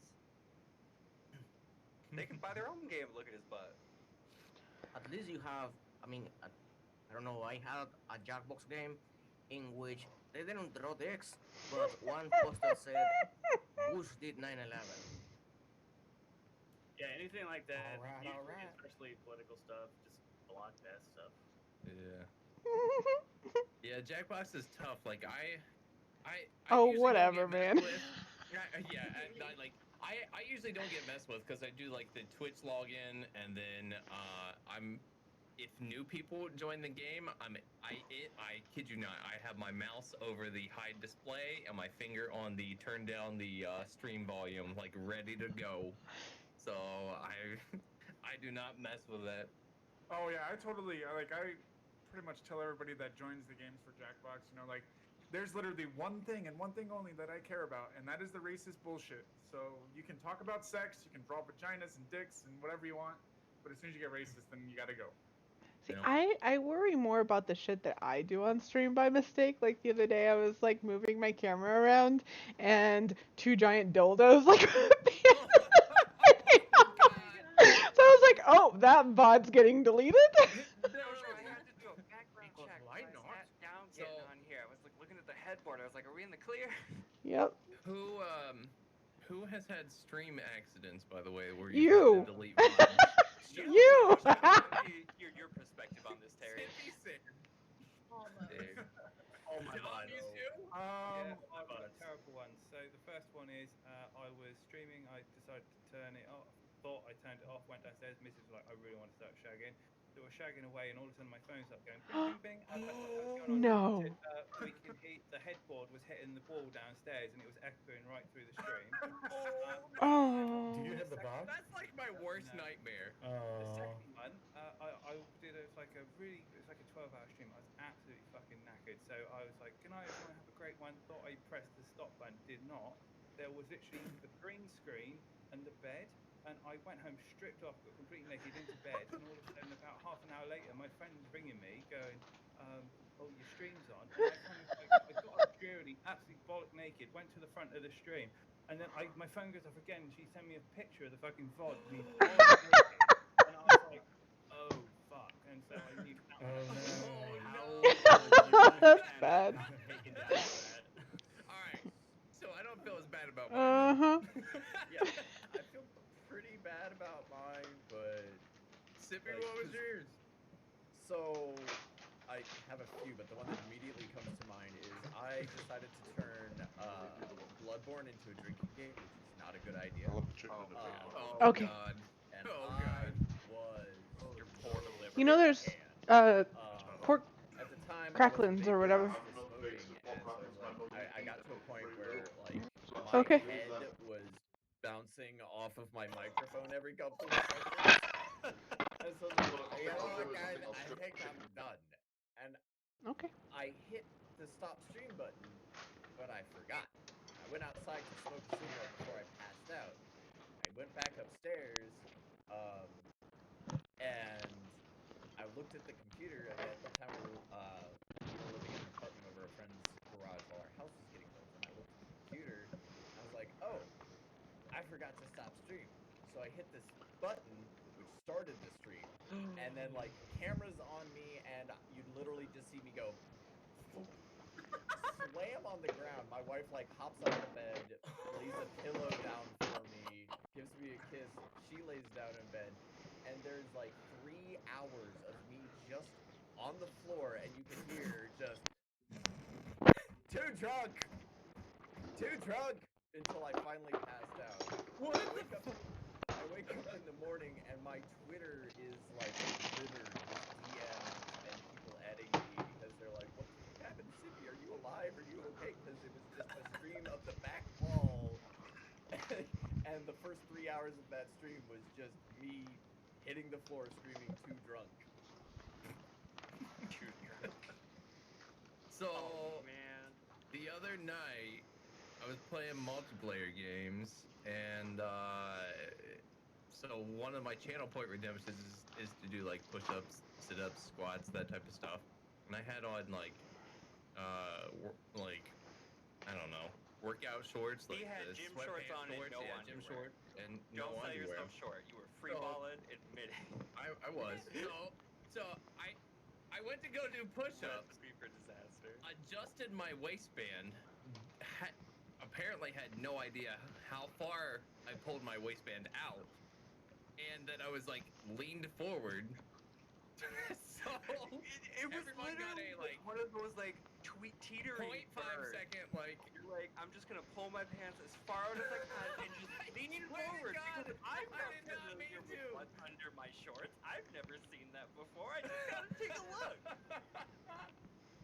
Fucking, of course, a brand new person in stream decides to clip it and like hitting it to Lime Runner, and then I watched it. And then he watched it like 12 times. Bro, delete the VOD. Delete the VOD, bro. Through, and then I messaged Naka. I was like, Naka, make sure he deletes the stream tonight. I'm like looking for mods, and Naka's like, what? I don't get it. She watches it, and I'm like, there's a flash, and she's like, I'm not rewatching it, and I'm like, all right. So I start messaging people. I watched it 3 times. Once just because I was like, what is this? A second time because I was like, did I see what I see? And a third time because I'm a pervert. I was waiting for that. God damn. Oh, God. And if anybody wants to buy my SSD and do the data recovery and encryption cracking, you can definitely get the file off it. I've definitely get the file off it. I've literally never had any of that on stream. Wait, like ever. what? Like I've been streaming for years, and I've never had a slip up, a nip slip, nothing. That is the first Streaming I've had in my entire streaming career. So I'm new to streaming on like Twitch, but I've never like had a streaming thing, but spent years in video calls with friends and have definitely shown internet peeps parts of my body they weren't expecting to see on accident. Gilded, were you gonna ask me a question? Yes, basically you never had an amaranth moment or an alinity moment. Nope. Okay, so I was like super kind of too drunk to be on stream one time, and my dog came in. He was just like real amped. I'm like, "What's going on, Barrett?" And he jumps on me and like starts humping you. I tripped on my chair and I fell over, and I definitely like up to my face, like showed nipples, but you know, it's like, you know. I feel like that's an okay time That's to the show worst nipples. I've done. Oh, I took my hoodie off and my nips showed, but that was it. No, I've had to delete 2. Oh no. I have First never one- had an Oh, go ahead. I have never had an accident myself, but I was witness to one and maybe another, but I'll let I'll let you be the jury on whether it actually is an accident or not. So the first one, unambiguous accident. I was there. There was one guy streaming Dead Rising, and he went out to smoke or something. He did an intermission, and he was looking for videos in his folders to play for us. Like, I don't know, something to play while I'm away or something. And I don't know, he attempted to play like a funny montage, like funny or die thing. But what he actually ended up playing was pornography. Oh no! African American women. That's that. Oh, that's I bad. mean, I have had like a close call where I was like streaming a game and like in one of the discords I was in, I was like peeping into an NSFW channel and I accidentally clicked on the link, but I was lucky enough to close the window before it loaded. That's the closest I've been. Oh, I mean, imagine being here in the stream, like, okay, here is the folder, here are my videos, and then, oh shit, hey, what? No, no, no, no, no, no, no, no, no, not that, not that. And then some guy clipped that moment Oh no! with porno on the stream. Yeah, that's when you Nice. instantly delete the VOD and the clip, like immediately. That someone was me. Oh no! I figured, man. I figured. That feels bad. I knew what you Oh, were saying. that's unfortunate. Later, I felt bad and deleted it, so it doesn't exist anymore. But yeah, that happened. As long as you didn't do it Great. on purpose, you're not the asshole. It's just the universe sometimes is not kind. I've accidentally done a like I've done a copy and paste where like I'm in Discord or in the NSFW, and I'll like copy something from here and I'll paste it to Discord and I'll go into somebody's stream and I'll accidentally paste that. And they're like, no, don't click that. Please delete it. Please pay attention to me. Delete that. 3 or 4 people see it and I'm like, oh Jesus. Like mods that haven't noticed this for some reason, I'm calling attention to it now. Get rid of it, please. Yeah. Wait, I'm like, yeah. Can't you delete your own messages? Like you can delete your own messages in my Discord. I'm pretty Yes, sure. no, I was talking about I was live being chat, bad in Twitch chat, Discord, though. but then I posted it on a Twitch chat. I was like, oops. Oh shit! Yeah, that's Yeah, I was trying to copy and paste some raid emotes, and I was like, oh, you fucking kidding me? I was doing it like 6 times. nice. fuck, dude. Kevlar's just It trying to took spread up the love, whole man. chat. Oh no! Everybody I was looked like, at it, oh god. Kevlar's like, well, I'm never gonna be able to watch this streamer again. right? Well, not be able to chat in it. You don't have to ban me. I already did it to myself. All right, so someone in chat said, my brother has recently came to me and stated he has an issue making friends with girls because he realizes he only talks to girls that he finds attractive, that are cute. I've told him that he couldn't talk to girls he found just cute, but with all. So it's worded weird, but I'm assuming they're saying they've told him that he should talk to everyone, not just girls he thinks are cute. Like be friends with everyone. Don't just like be friends with people that you think you can have sex with. There is zero Or reason that why you're interested in having sex with. There's zero reason why, like, I can understand why a person's attractiveness is like can be important in like dating or having sex with them, but it shouldn't be a factor in a friendship. Yeah, It should exactly. be. But If the if the person wants to be blunt like they were previously, uh, maybe they could benefit from saying, "You think you're their cute friend?" And like he might just have to be conscious of the fact and just force himself to start, because he might, it might be something he didn't really realize he was doing, so he might just have to force himself to start talking to people that he may deem as less attractive. But I would also let him know, don't say like, hi, I'd like to be friends with you, I don't normally talk to people who look like you, because that's just rude. And here's the thing, it's okay to have friends that you consider to be attractive because look at all you fools on here. You're all beautiful. Like, for Oh real. my It's God. okay to have Look at you. So- But really though, like it's okay to have friends that you consider to be attractive. But Yeah, just because you yeah. consider someone attractive doesn't mean, oh yeah, well I'm gonna go take him to bed later. Like Yeah. Don't Yeah, bring, that don't too, bring yeah, yourself that off too. of Well, you took friendship. The him in. You don't take him with him. the other thing as well is I mean, like, if you're offering, There's a sense of self control you gotta have with that, but don't just be you can't just talk to people that you're visually attracted to because then Mhm. one that makes you shallow. No, and it's opinion whether you like shallow people or not. But it's also you should be. I mean, it's easier honestly if you're friends with people who are you're not attracted to because then you don't have to worry about will I get with them? Can I get with them? If not, then I'm going to be jealous of them of the other people who do get with them and all that check your mess. emotions. It's a so mess. But you're not I wanting would to be friends with them though. I If you're so concerned about how they look, what? then What? maybe you're lying to yourself, and you're just Yeah. trying to use friendship as a sort of So, veil. So what? Oh, sorry. Go ahead, Jojo.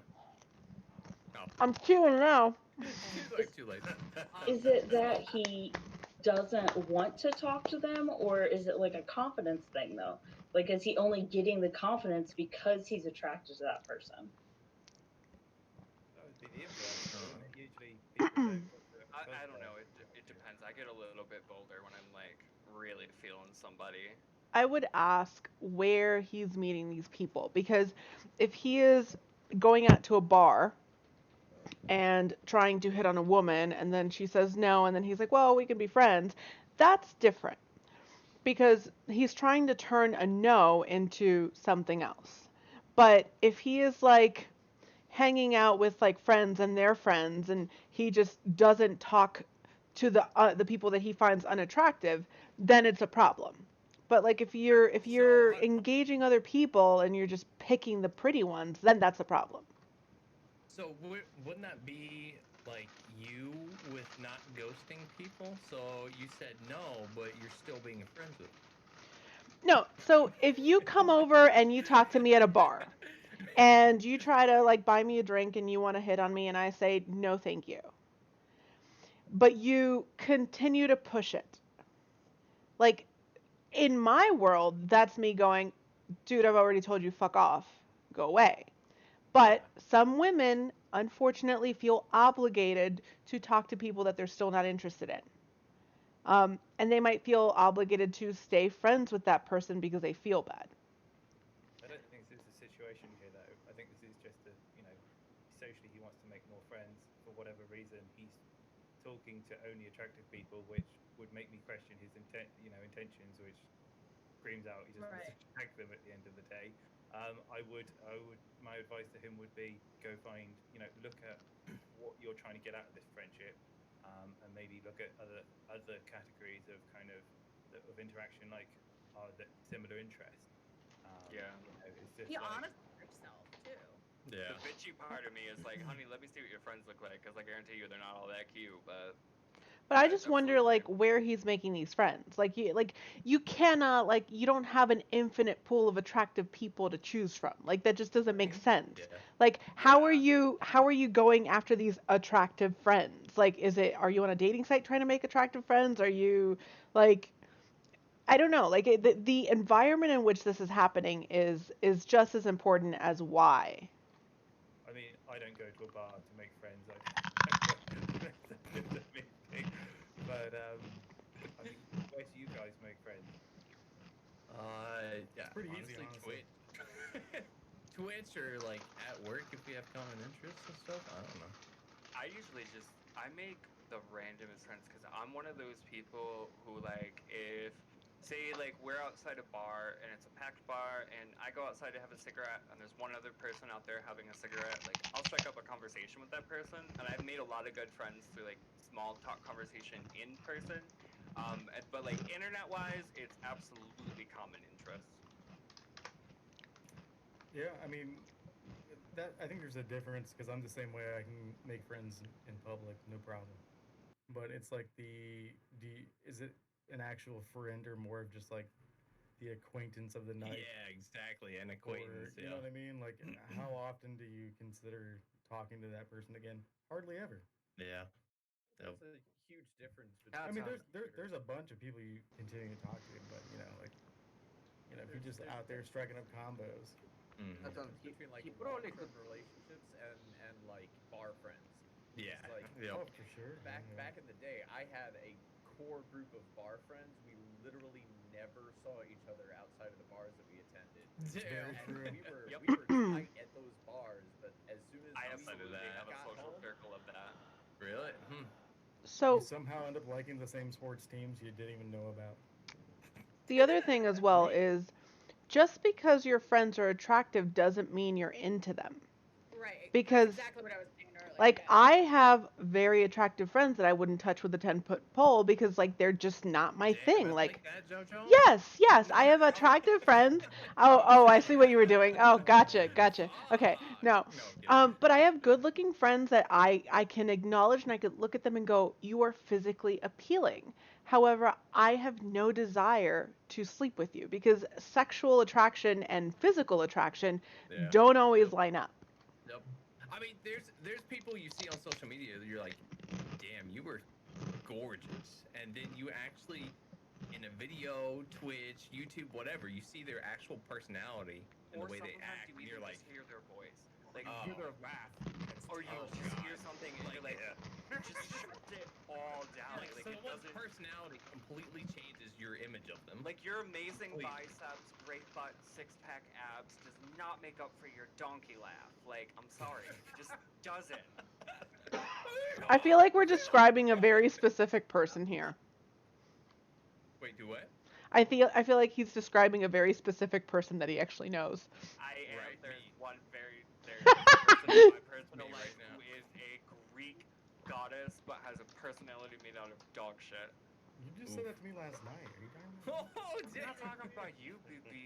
You're Greek? I didn't know that. I No, said you I'm were definitely not. That's why I was statuesque. confused. I was I like, said wait, you what? were statuesque. You like fine Roman art. Damn. That reminds me, Kidding, once That's in You're my also balls really are always white. showing in my statues. No, as in you're really white. there was once a streamer I used to look at occasionally that is absolutely Amaranth? attractive in the ways that matter to me. Like, ooh, she's super hot and stuff. And once I thought of raiding her. But I really didn't think of much. Oh, there's this person on. We should raid her. So we did. To begin with, she How you didn't have doing, a Brett? raid for my size. He's I not was in there. raiding He's in for my like channel. 6 people or something. And she Ah. definitely didn't appreciate it at all. Basically, she claimed that I It's was panel day. raiding her because I wanted to have clout for me.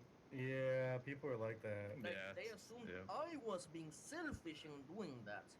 And suddenly, you know what, I don't care. Be like, You know what? no, I just found you attractive, and I wanted to support your I had somebody attractiveness. do that to me. Well, Like I you rated could them say with that. like 2 viewers, and they were really rude about it. And I'm like, you just came up in my recommended, and I thought you were cool, and I thought I'd like push the 2 people who were watching me to you. It's as simple as this. Uh, Hey, I've seen your stream before, and I wanted to introduce you to my community so they can start watching you.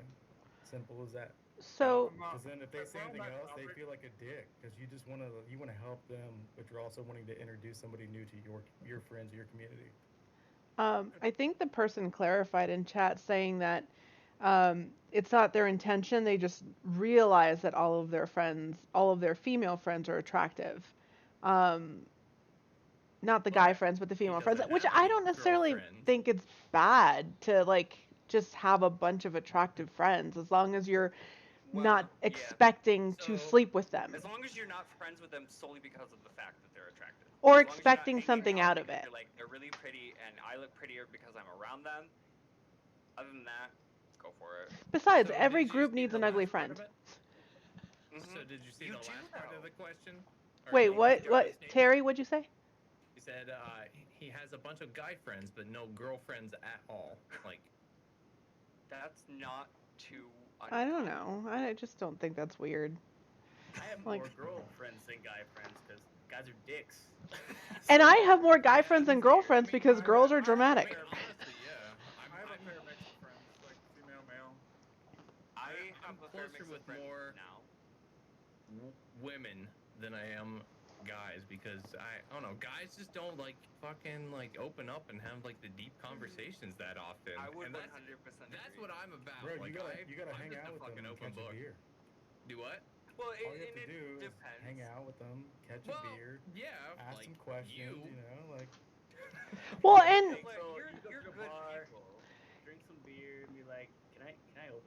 to you about some feelings I've been having. It's like, And there is, okay, I'm bro, not into hold you, my man. hand. There is a societal hold my hand, I'm system gonna open up to thing you. where like there is a big thing of just men in general. A lot of the times, like especially growing up, you hear it like, "Don't cry, like don't be a pussy, don't be weak, be strong, get over it, move on." Like a lot of dudes aren't just comfortable expressing their emotions because they've never had Right. anyone look at them and go, "If you need to cry, fucking cry, bro, and get it out." We're not allowed to.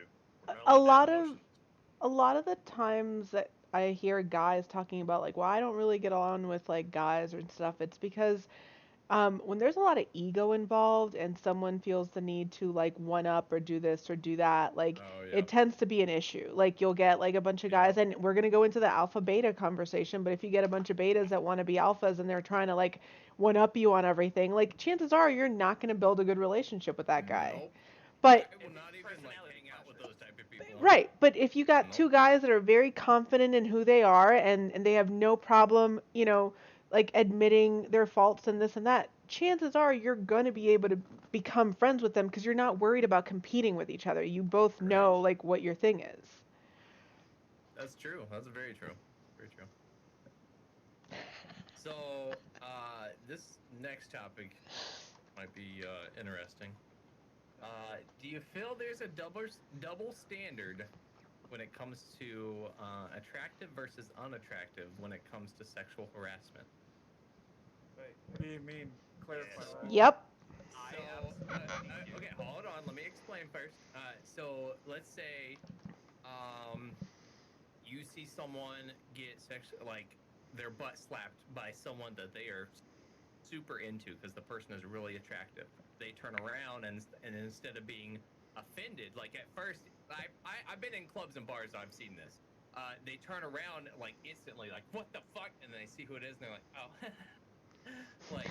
Can I just say Yep. I've seen it so often. I've seen it so often. Do you feel like there's a double standard when it comes to attractiveness versus unattractiveness when it comes to sexual harassment? Yep. There is, and I think sometimes it's because people might look at somebody and subconsciously just give them a pass because they're good looking and not even realize that no, it still wasn't okay for them to do that. Yeah, but No.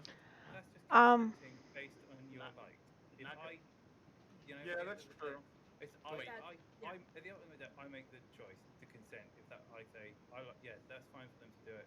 That's not. Depending on the Because, environment. for example, all right, okay, let's have a look. Say Sippy slaps my ass, and I go, oh, and I look and I go, oh my god, Sippy, you're the most handsome person in the world. At that point, I'm probably subconsciously going, I would want to take that further. Therefore, I'm acceptable. Because if I go, fuck off, Sippy, well, that's the end of it. I'm not But going. had they never done Well, anything to you, there's a would you have difference. even thought about it? no, I so mean, it depends. Well, no, obviously not, because I didn't know he existed at that point. It's like saying, if a tree falls in a field, does it make a noise? Like, Stockholm. I definitely think the environment matters there because, like, if it's, Yeah, I think you have to know the person to know if you are allowed to slap their butt, and if you're not, don't fucking do it. regardless If of you're how walking attractive by you are. somebody- Yeah. If you're walking by somebody, like I've seen this all the time. If you go out, somebody will walk by somebody, they'll slap their ass. They might not know them that well, and they look at them like, oh my god, is that person like super drunk, like whatever? They're hot, but are they like wasted on their way out the bar? Like you look at them and you're like not comfortable at first, and then if everything's okay within that 5-second interaction, then it might not be a big deal. But unless you know that you're okay to do that to that person, don't fucking do it. Well, I feel like that there's people that abuse the fact that they know that they're attractive. They're conventionally attractive and they go, I'm going to slap this girl's ass and she's going to turn around, she's going to see that I'm a good-looking guy and she's not going to do anything because I'm good looking. So there, even though when you turn around and you are attracted to that person, you don't get upset, you're technically providing consent for, well, I mean, you're doing consent after the fact because they still slapped your ass without like knowing you. It's still not behavior that we should be encouraging because you should never feel like it is okay to walk up to someone that you don't know at a bar or club or anywhere and cop a feel. I don't care how good looking you are, it is creepy as shit and you deserve to get punched. It's just bad etiquette. Like that's not. Well, we You can don't do definitely that. ask the male stripper that slapped my ex-wife's ass when he woke up on the floor. Yep. there's also that whole baiting situation of women knowing their looks and they go out looking the way they do. Like it's not saying it's I don't a care if huge you're controversial dating. thing. I don't give a shit. You're a human being. Think about Exactly. your Okay, so actions. exactly, Know right? what's right from At the wrong. same time, there's also women who literally do that to want to try to get some hot man or just whatever. Just like how a man wants to go out and try to get some hot girl or hook up. It's vice versa. Both roles play a part. It's not as often. It's Dressing not as slutty often, But but it does wait, happen. dressing enjoy the slutty. attention is different than It's not receiving often. attention you don't want. Yeah, no, I will dress like an absolute whore when I go to a kink event. Like there's like just nipple pasties on, my boobies are out. I'm wearing like you could see my butt, and I don't care if I am walking around naked. I am not inviting you to touch me. And Right. and She's yeah. Specifically too, yeah. But kink Eyeballs events, only at that point. kink what'd you events say, tend Kevlar? to have. I said eyeballs only at that Let point. Stippy Yeah. speak. If you keep talking Yeah, over him. 6 feet, bitch. Kink One thing I events have seen is that usually have a. Oh, go ahead. Let Stippy go on. Okay, so kink events usually most people who go to those have an understanding of Most. respect. Most. Um, and there's also the communal understanding that the people who break that respect and offend are ousted immediately. Yep. So that's that's a little bit more of a comfortable situation. Whereas I think the question that For Sale is trying to get here is like you're at a bar Or at and work. or at work and some rando slaps your ass. Same sex, opposite sex doesn't really matter. Some rando slaps your ass. Yeah. You look and oh, Oh, that's damn. a hottie. Yeah.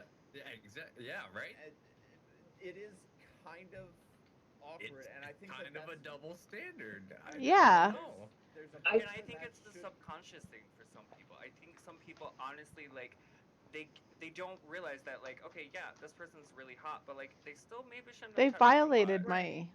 Mm-hmm. It's still a violation regardless of how attractive the individual is, and sometimes um it takes, like, if Dom and I are out, for example, and somebody slaps my ass, I'm like, whoa, oh, it might take Dom to be like, yo, no. Oh, okay. Oh I'm yeah. weird about it Be like, too oh yeah, because that's I right. Yeah, will don't slap my ass. I will let like I mean, drinker. if I'm at like a gay club, I'll let a gay man smack my ass like it's nothing. But I really, and this is a double standard on my part, but I really get pushy with women who try to touch me in any way. I'm like, I don't know you. I don't even want to hug you. Like, don't grab my butt. Don't touch me. And for me, that's a double standard because I'm like, oh, well, okay, I don't mind the men doing it to me because I like it, but I still shouldn't be encouraging it. I've been at a Real quick. bar and been touched by someone who is really attractive, and I don't just mean like hand on the back of no, like this person tried to actually like, and I don't care. Hell It's no. just like I don't know, like it doesn't See, matter how attractive you are. Like you're a fucking there's a dick. line. Just There's a fucked up. You line just though. tried to touch my cooter. Like Yeah. no. Yeah.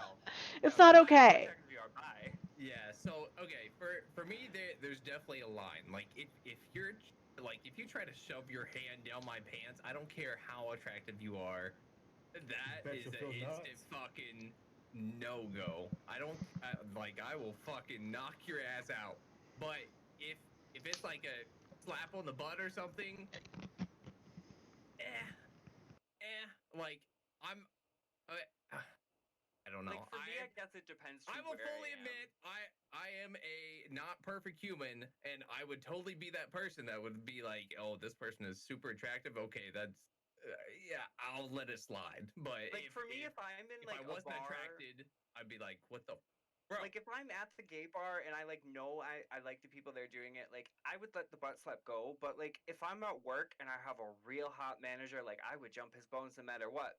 But he touches my butt without like asking. That's where I would draw the line. Like for me, I guess when it comes to my own body, it depends on the situation that I'm in. Like there's some places where I'm comfortable with that attention. I like that attention. I'll go for it. And then there's other places where I'm like, I don't give a shit how attractive you are. Like, don't touch me. Bye. I mean, but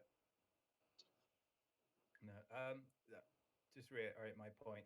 But like for sale, at the end of the day, you you have consent over who touches your Yeah. body. You could Yeah. like just because someone touches you does not mean then like Billy in the corner then But just like, oh, I saw does he did it. But the does it person well, touching you I does mean, not have the right to touch does you. it like set a bad example for everybody else that's watching around you? Does that clearly tell everyone else around you, oh well, that they didn't know that person, like they I let feel them like slap it their would, ass? Well, yeah. fuck it. Yeah, absolutely. Why not? Why So not?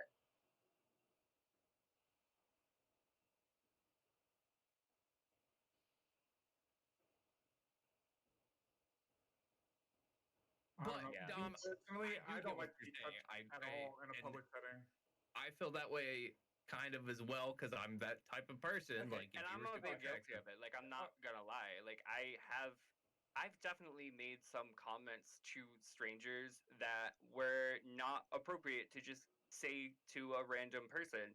And even though they were into it and they were okay with it, like looking back, I'm like, I probably just shouldn't have said that to somebody who I don't know that well. Okay, but you can take this step back. Okay, we're all on very extreme, scales like grabbing cooches and slapping yeah, butts, yeah, etc. This could be a shoulder grab. There's a young individual in the UK. yeah. He Okay, went up to grab a girl on the side of the chest. He got sent to jail, juvenile, because it was classified as sexual assault on her view. So shut someone the. coming up So why was he touching her at all?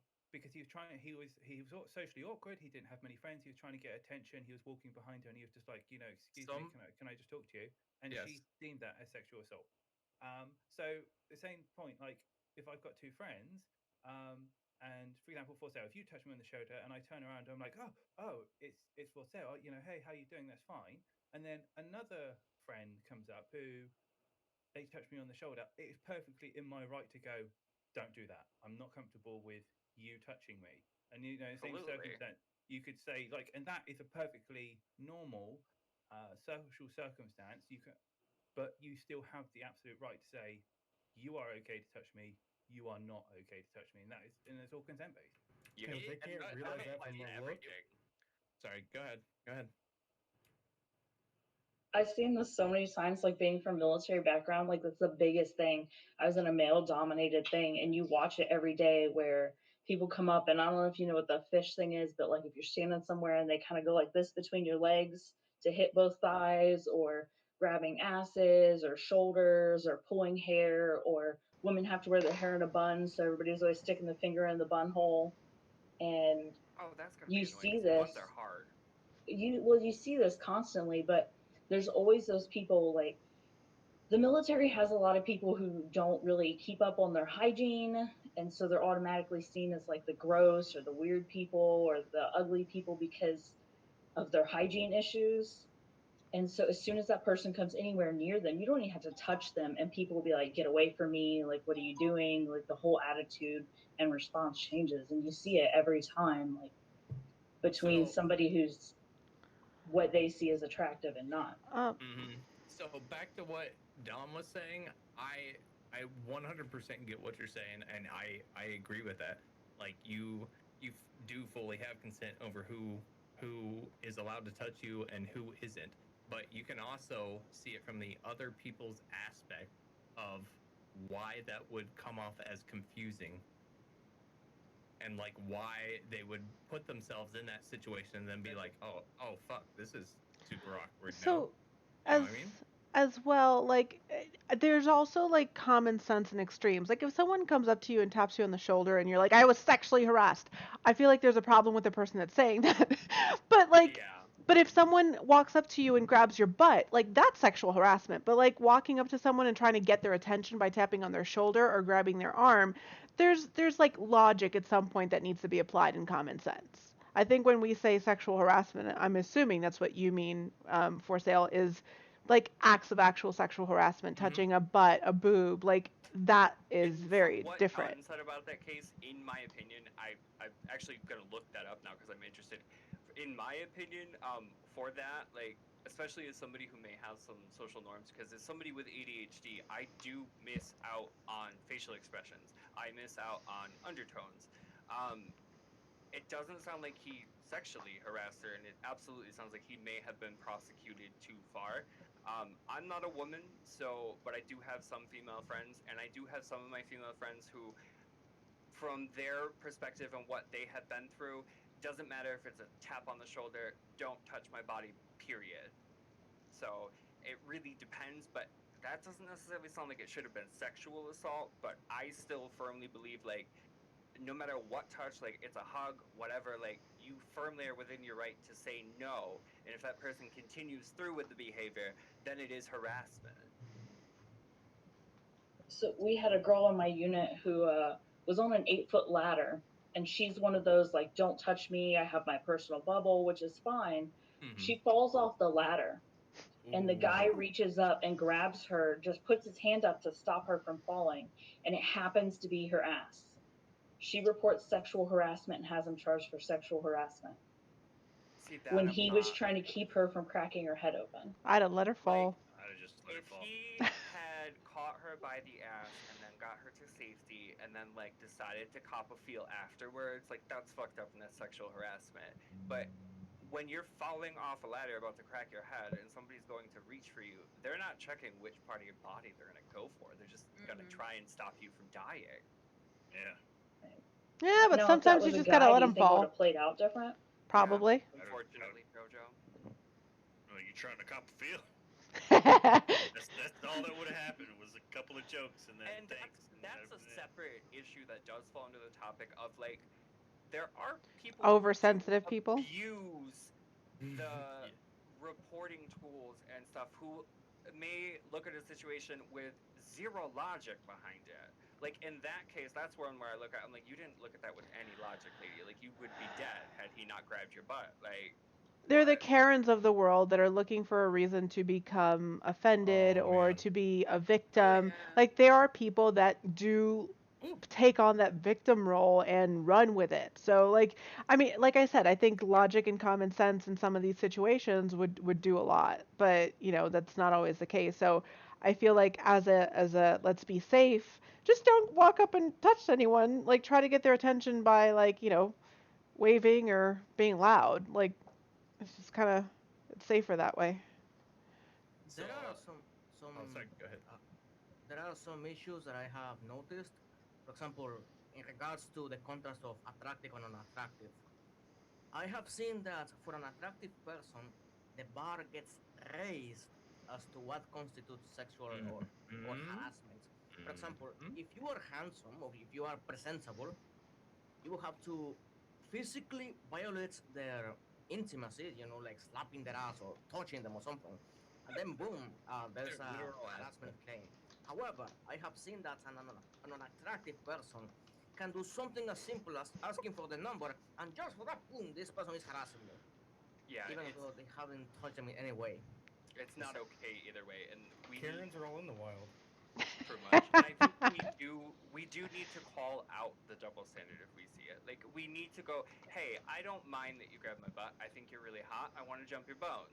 But just for future reference, maybe just Don't do touch that. random people's butts. Wow. So Unless you just go up to for sale and be like, for sale, please touch my butt, and he's cool with it, then it's Well, fine. yeah, exactly. Yeah. Like I mean, if I don't think for sale like would have to question whether. I mean, the point that we've just learned is that if we are attractive, he has no problem with us grabbing his ass. So. Am I conventionally attractive enough? Like, am I high enough on the scale? What is the cutoff? put that out there. I'm a solid 5. Is that the cutoff? I think Yo, the for sale, gift how sub hot am I? limit Can I gets you a touch your butt butt? grab. There even is somewhere that I saw once.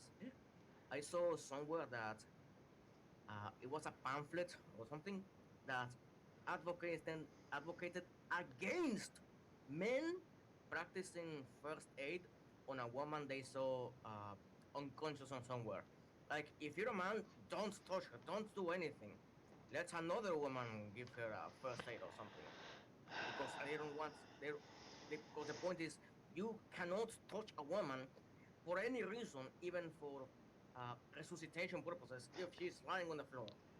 That's kind of ridiculous, but Yeah. you know, I mean, let a bitch die if she doesn't want to get touched. Like, That's what I'm saying. Like, I think that natural selection is trying some yep, tricks now. let a bitch Like, die. That make me sound a bit morally obtuse, but like if you're gonna be that obstinate about having your life saved, you know, maybe have a fun time in whatever afterlife you believe in. Cause bye. Let a bitch die.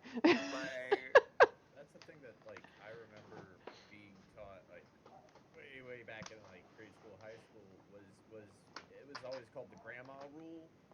If if grandma, not your grandma necessarily, because some of our grandmas are like all about the cheek pinching and the awkward shoulder rubs, but not necessarily your grandma, but some random grandma. If she thinks it's okay, then it's okay. If she doesn't think it's okay, then it's not okay. So like random tap on the shoulder, that's okay. Grabbing for sales nuts to get his attention, super not okay. Right? That might be a I line. do that No, sort can of we thing. also normalize not forcing your children to like give physical affection to family members unless they want to? Like, don't force them to give their aunt or uncle a hug. Like, That's if so weird.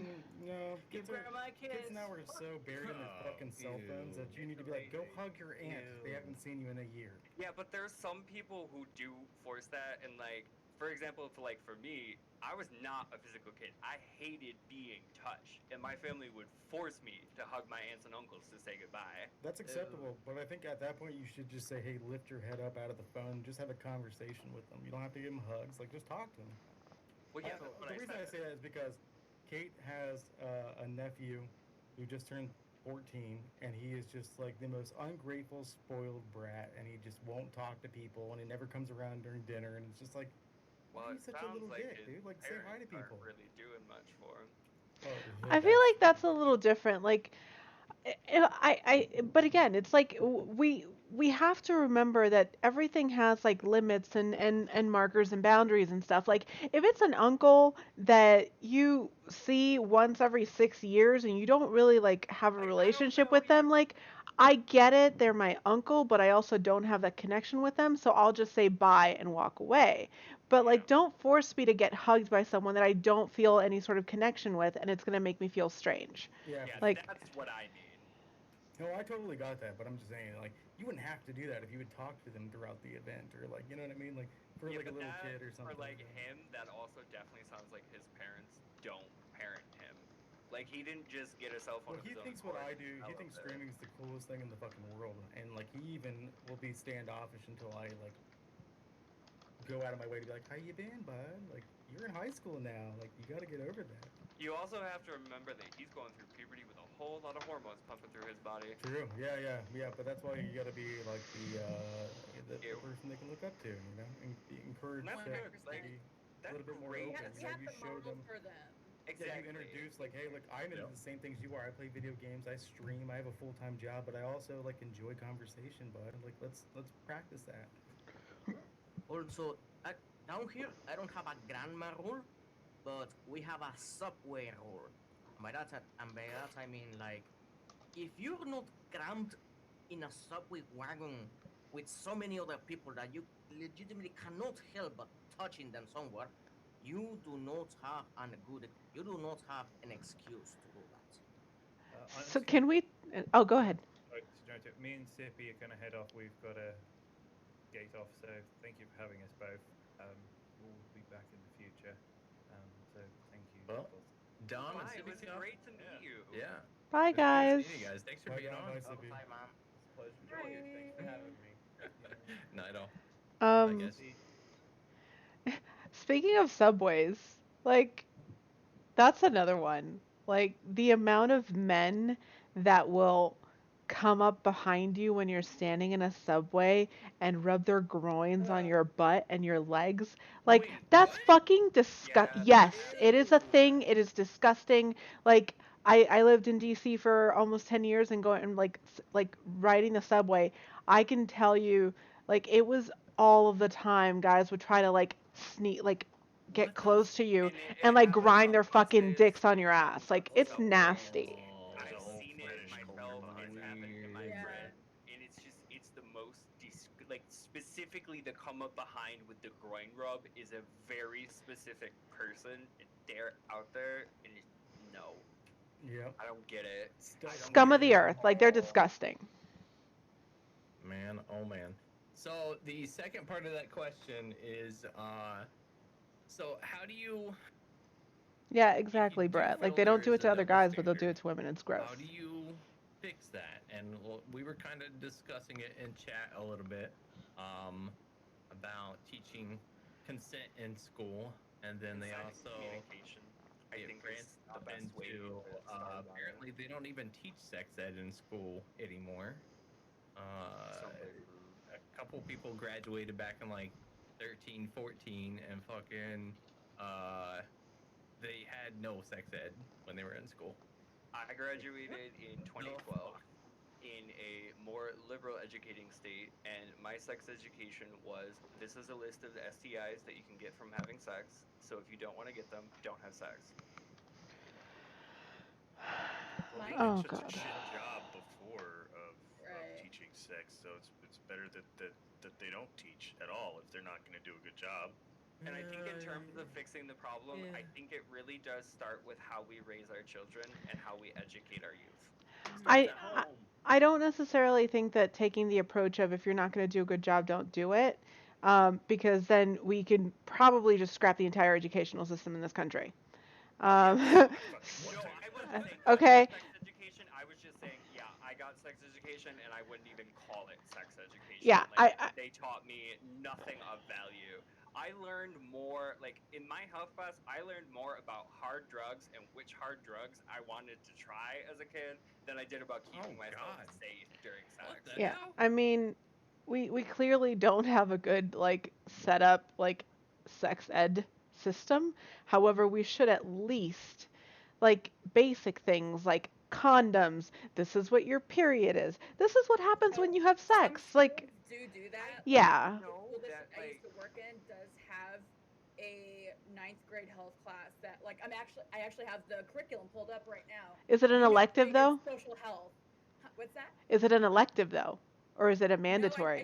I think it's required. I Okay. think it's required. And one of the things, I mean, it talks about intimacy, manipulation, mediation, neglect, peer pressure, relationships, platonic friendships, STDs, stereotypes, stalking, tolerance, values, verbal abuse, violence, sexual abuse, spousal That abuse. sounds like a So, good curriculum. Yeah, so very much so. I haven't heard any feedback from students of mine about that. But I mean, some schools do have it. It's just, and again, that's not my subject area, so I have no clue whether or not that is really standardized on a national level, which is typically how it does work in education. But I mean, That's I actually know what amazing. yeah, I mean, the course description, I mean, it has all kinds of stuff. I would so take it's, that course. yeah. Are you kidding me? Like, do they offer it to like adults? Like, Shit. can I It get it sounds as better than dare. Shit, I that's know for a sure. friend that could have used it yesterday. Yeah. God. There. I think it kind of goes beyond that a lot too, because like some of us don't have kids, so it's not like you can teach the next generation. But if you're going out all the time, going to the bar, and you have friends who kind of exhibit those behaviors, it's surrounding yourself Call and 'em out. stopping your friends from doing that, Mhm. calling them out exactly, and kind of expecting those around you to react the correct way is really the only way you can And it can be immediately change awkward. it. Oh yeah. I know I mean, we've discussed sex ed or the lack thereof Yeah. before Oh, on the yeah. panel. But like specifically branching off of the whole double standards of things, I think pretty much along with sex ed, it needs to be taught from home at first. Like if you're teaching your kids right, then they'll be raised right. It's just you can't expect teachers in schools to do it for you. Yes. It's just, especially when kids often just ignore the teachers But on that just a comes up to natural like basis. it's the upbringing. Like parents are also very, very responsible with how much kids pay attention to their teachers and how much they actually Not pay attention to according to anything. the parent. Well, yeah, but Okay, that's yeah, because they're yeah, assholes. yeah. They're assholes. as a child of parents like that to educators everywhere, I apologize. My parents were a bigger pain in your ass than I ever was. If you have premarital sex, you'll die. You'll get You'll go to pregnant and hell. die. Oh, I've seen Sometimes that your dick video. will fall off. You'll get all the diseases from one time. Here's what Uh, I remember from one- my sex one- ed class. So the only time I ever had it was in 5th grade, and this was at a Lutheran school as well. So this was a Christian no. environment. Yeah, oh yeah. Oh no, but this is great though because there was a shoebox that if we had any questions that we didn't want to ask in front of class, we could put into this box. No. Someone had asked, "What does an orgasm feel like?" Oh God. It feels Valid great. question. It feels like He a said, sneeze times I 10. will never forget. I mean, it's been 20-something years, and this teacher said it's like a scratch on your back that feels really good. And of course, my 5th grade mind was just kind of like, okay, whatever. But since then, I'm like, Adult you has definitely safe to had say, that itch though, on right? your back that you finally get, and you're like, oh shit, I think I'm gonna come. That was a good Is that itch. for the women or the men? Wasn't it easier to just then say that's when you really need to go to the potty and then go? Yeah, I've heard that one before, but that I still doesn't would- describe it. It's I mean, but How no, I would think you describe for a it, though? 5th grader, like the itch scratching is good. It's just an immense feeling of great satisfaction most of the time if you're doing it right. I have no words really to describing an orgasm, like getting my back scratched, because like right. no. But have you That is ever not had like what that my- one itch No, that was the no. spot, or It like feels like Terry, my like head, you know when you my scratch back. your balls? I mean, it's satisfying, but Feels it's like not 1,000 And different orgasmic. hands no. are like touching and rubbing my body at the same time. How about that? It's like my guts are close? vibrating from rainbow pleasures. So what I was That gonna sound. say, oh, I'm sorry. Who was gonna try and say something? I was laughing. Oh, well, I was gonna say about like education is like it's one of the things that gets me about education in the US is that it's not standardized. Like we don't really have like a set like curriculum that you can branch off of. Like sexual education should be one, and it shouldn't matter what area you live in and what's the primary religion in that area and whether or not like because you can't. Like everyone should learn English, science, math and blah blah blah. And then sexual education should be a thing because the less educated your population is about things like that, the more you're going to have STIs, the more you're going to have people that are have unwanted pregnancies or going to get raped. Like there's so many things that are under that umbrella of sex ed that we completely ignore because it's taboo to have sex. And that's not okay. I think an useful analogy or idea to teach about how to eliminate the double standard is to basically tell uh, kids or children that looks are not permanent. Like, sure, he Mm-hmm. looks like that now, but give it, give him 20, 10 or 20 years, suddenly he will have a massive belly, and you definitely wouldn't want him touching you then. I don't know. Dad bods are really in now. Because they let themselves go too, so they had to let it in. You know what the Oh thing is no. though? Like dad bod is like normal bod. Like it's not like something out of the ordinary. Like a dad bod's just a regular guy. I was about to say, No, I that's feel what it personally is. fucking It's attacked like- here. Like, I totally got a dad bod and I don't give a fuck. No, it's like for me, a dad bod is just a guy who's a normal guy who's like their average weight, who just is confident in their skin, like doesn't go to the gym too seriously, Or at also like might actually be a dad age-wise. I just like for me personally, like if someone is like super built and stuff, like that's just not my thing. Like I guess I'll go for a dad bod because I just like yeah. Ignore the title of it. It's just like saying dad hat. It's like, bitch, that's a hat. All right, don't call it a dad hat. There's no claim to it. They're not There's dad some hats dad, now. there's some dad hats. There's some Just a definitely regular dad hat. shoes. I For think sure. we just started using dad bod because like sometimes the word average like can feel a little Average? to describe yourself for like, oh yeah, like what's your body? Oh, I have a dad bod. Or like, what's your body? Oh, I'm average. Well, you just say I'm normal. Like I mean, I'm not. There's even if you look on dating sites, it's like slim, athletic, curvy. Like that's it should be the same thing on the other side. It should be slim, athletic, a few extra pounds. Like dad always bod just describe sounds so myself- condescending. Like I always describe myself when I like on the dating apps. I always just pick normal because like I'm not a gym rat. I'm not super built, but I'm not overweight or anything. Like I'm at a healthy weight. It's just my normal body. I describe myself as morbidly obese because all I eat is pizza. Oh, Internally wow. obese. Just I say wish I could internally eat obese. nothing but pizza. Jesus, Me too. I love Taco pizza. Bell and pizza. I ate pizza last night for dinner. I ate it this morning for breakfast, and I had it for lunch today. I just so- eat the toppings. So long as it isn't cheese pizza, because cheese pizza Oh, is because mixed you with don't stuff. eat the carbs. Jojo, have you tried cauliflower crust? It's not the same as regular pizza. I'm not gonna lie to you and say it is. However, I will say if you get a good one, they're very snappy and delicious. I'll pass. Costco. I can make them Costco. myself, Costco is and good pizza. That's like getting blue balled. like I rather just eat the toppings off of the I just pizza want than. bread. For the love so- of God, don't put cilantro on pizza. There's It's not my fault. It tastes like soap to you. if you go to Costco, they in the frozen food section they have these like healthy pizzas that are made with it's not actual dough. It's like cauliflower dough and. I don't have Costco. Well, I mean, it's super good. It tastes really good, and all of it's healthy.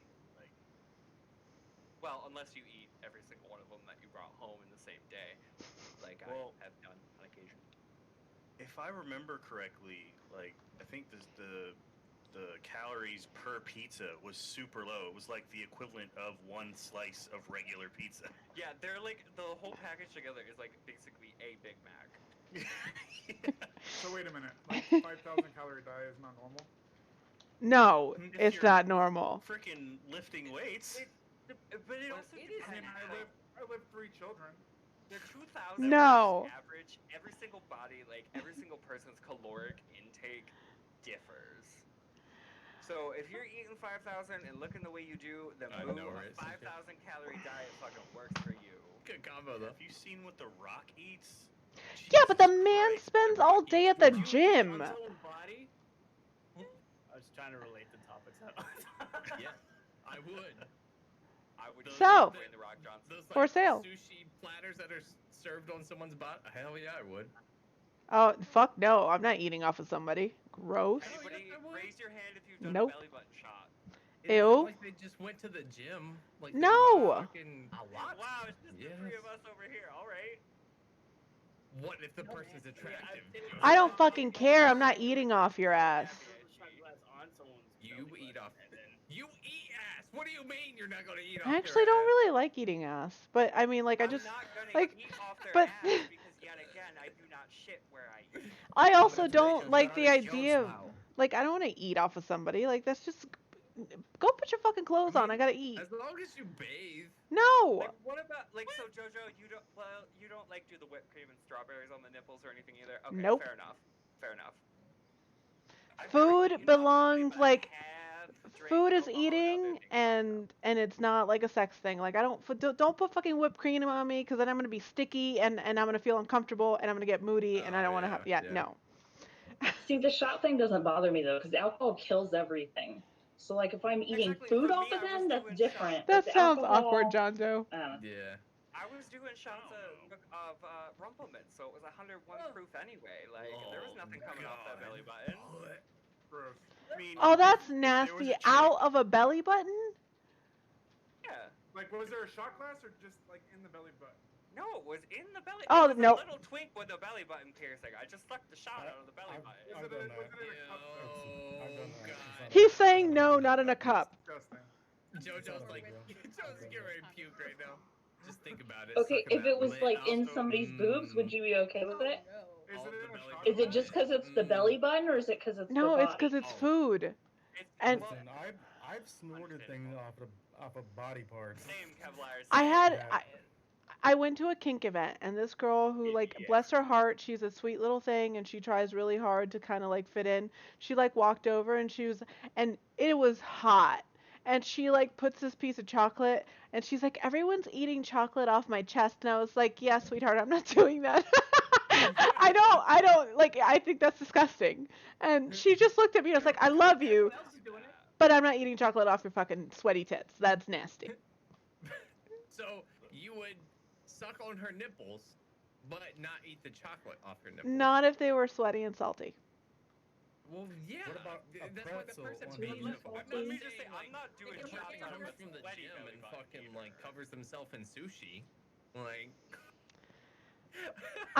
Look, I am really weird about like That's smells funny. and like sweat and like Yeah, I me no. Me Get it, too. 'cause you, Me you too. just have a general aversion to mixing anything that like could be Yeah, just consumed. food and bodies in sex. general. Yeah. That I get. Okay. I would not do a belly button shot out of like somebody's Lintfield sweaty belly button, but like we made sure it wasn't nasty. But how do you make sure at a bar if someone's belly button's You nasty? pick between the three people there, or You look clean enough. Fuck it. You're way I too clean. picked the lint You're out too and clean we for wiped me. it out with a makeup wipe. It was good. Oh god. The amount of disgusting things I've done at Hamptons alone, like Oh. checks every box we're talking about. God. Oh god. Yeah, were there drugs involved, Kevlar? And I like snacks. Excuse so me? if Were I there go to a drugs party, involved? I'm going straight to Before or snack after? place. That's there you go. Hold on, talking over each other. I What, like to eat, and I'm a big like going to a party. I'm like, ooh, where's the snacks? I'm gonna go find a snack table real quick, see what they got. So if I go to one of those parties, they've got somebody tied up, and I'm ignoring them. I'm like, ooh, what do you got? Crackers? Ooh. Yes. They actually have snacks at the ones like that they do locally because like people will do like scenes and they get like lightheaded and stuff. So there's like a snack table. I love the snack table because it's all healthy stuff too. It's fine and good to do that, so long as you don't go into the snack table and suddenly. It's all refried. It's all refried Oh, beans God. and garlic and shit that's gonna make you shit. We're eating refried beans. No. Let me just put That's it the this worst way. spread at a If we're sex show. eating refried God. beans, then it's front side only, and That's the like a bottom bad says comedy not a good movie night. right there. Not a good night. If there is a bowl of guacamole with a hole and the dude's junk is poking out of the guac, I'm just gonna avoid the dude's junk and still scoop up some of the guac. But you don't even know like if that motherfucker wait, like that cleaned guac before looks putting too his dick creamy. in there. See, Cruz, now I'm conflicted because I hate guacamole, but I love dick. You look at it and you're like, So we're not conflicted enough on onion. the opposite. I love Is both. it gonna taste like guacamole? Because I'm not sucking to it. It's guacamole flavored. No. Oh god. Oh. I'm gonna make JoJo throw up. I'm sorry. All right. Oh. Let me change it. What about like salsa? It's gonna hurt for him, but it's gonna taste really good for God. everybody else. Salsa I could probably get into, but here's the thing. I usually eat chunky salsa, so like I have a habit of biting when I eat salsa. Like I just get worried with food and like flavor things where they're like, oh, it's an apple flavor condom. Okay, I no. bite apples. We gotta Yeah, fucking but veto now this it's the red and conversation. green, like from fungus or from the salsa. Like I am not here for this conversation, y'all. Like we gotta nix this whole like food sex thing. Should here, alright, I'm trying to figure out what topic next here. Like, how do I move it as far away as possible? Alright, here you go. How do you feel about marriage? Just in general. I have an interesting view on it. Psycho's like, no. It's strike two. As a 26-year-old gay man, I have only, in my country, the U.S., I've only been legally able to marry for 5 years. So I spent my entire life from 0 days old to 21, never, like, just kind of Oh, resigned in the fact so that I'll never cute. actually be able to get married because I never thought it would be an option. And so I think that definitely affected my view on it for myself. Like, I don't see the point in marriage necessarily, but if somebody wants to spend the rest of their life and commit to it, go for it. I think marriage should be reserved for the person you intend to reproduce with. Otherwise, you can live in a free civil union or a partnership. But if you want to sign something, it's going to be a There's massive. no reason the government needs to be investment. involved for my marriage.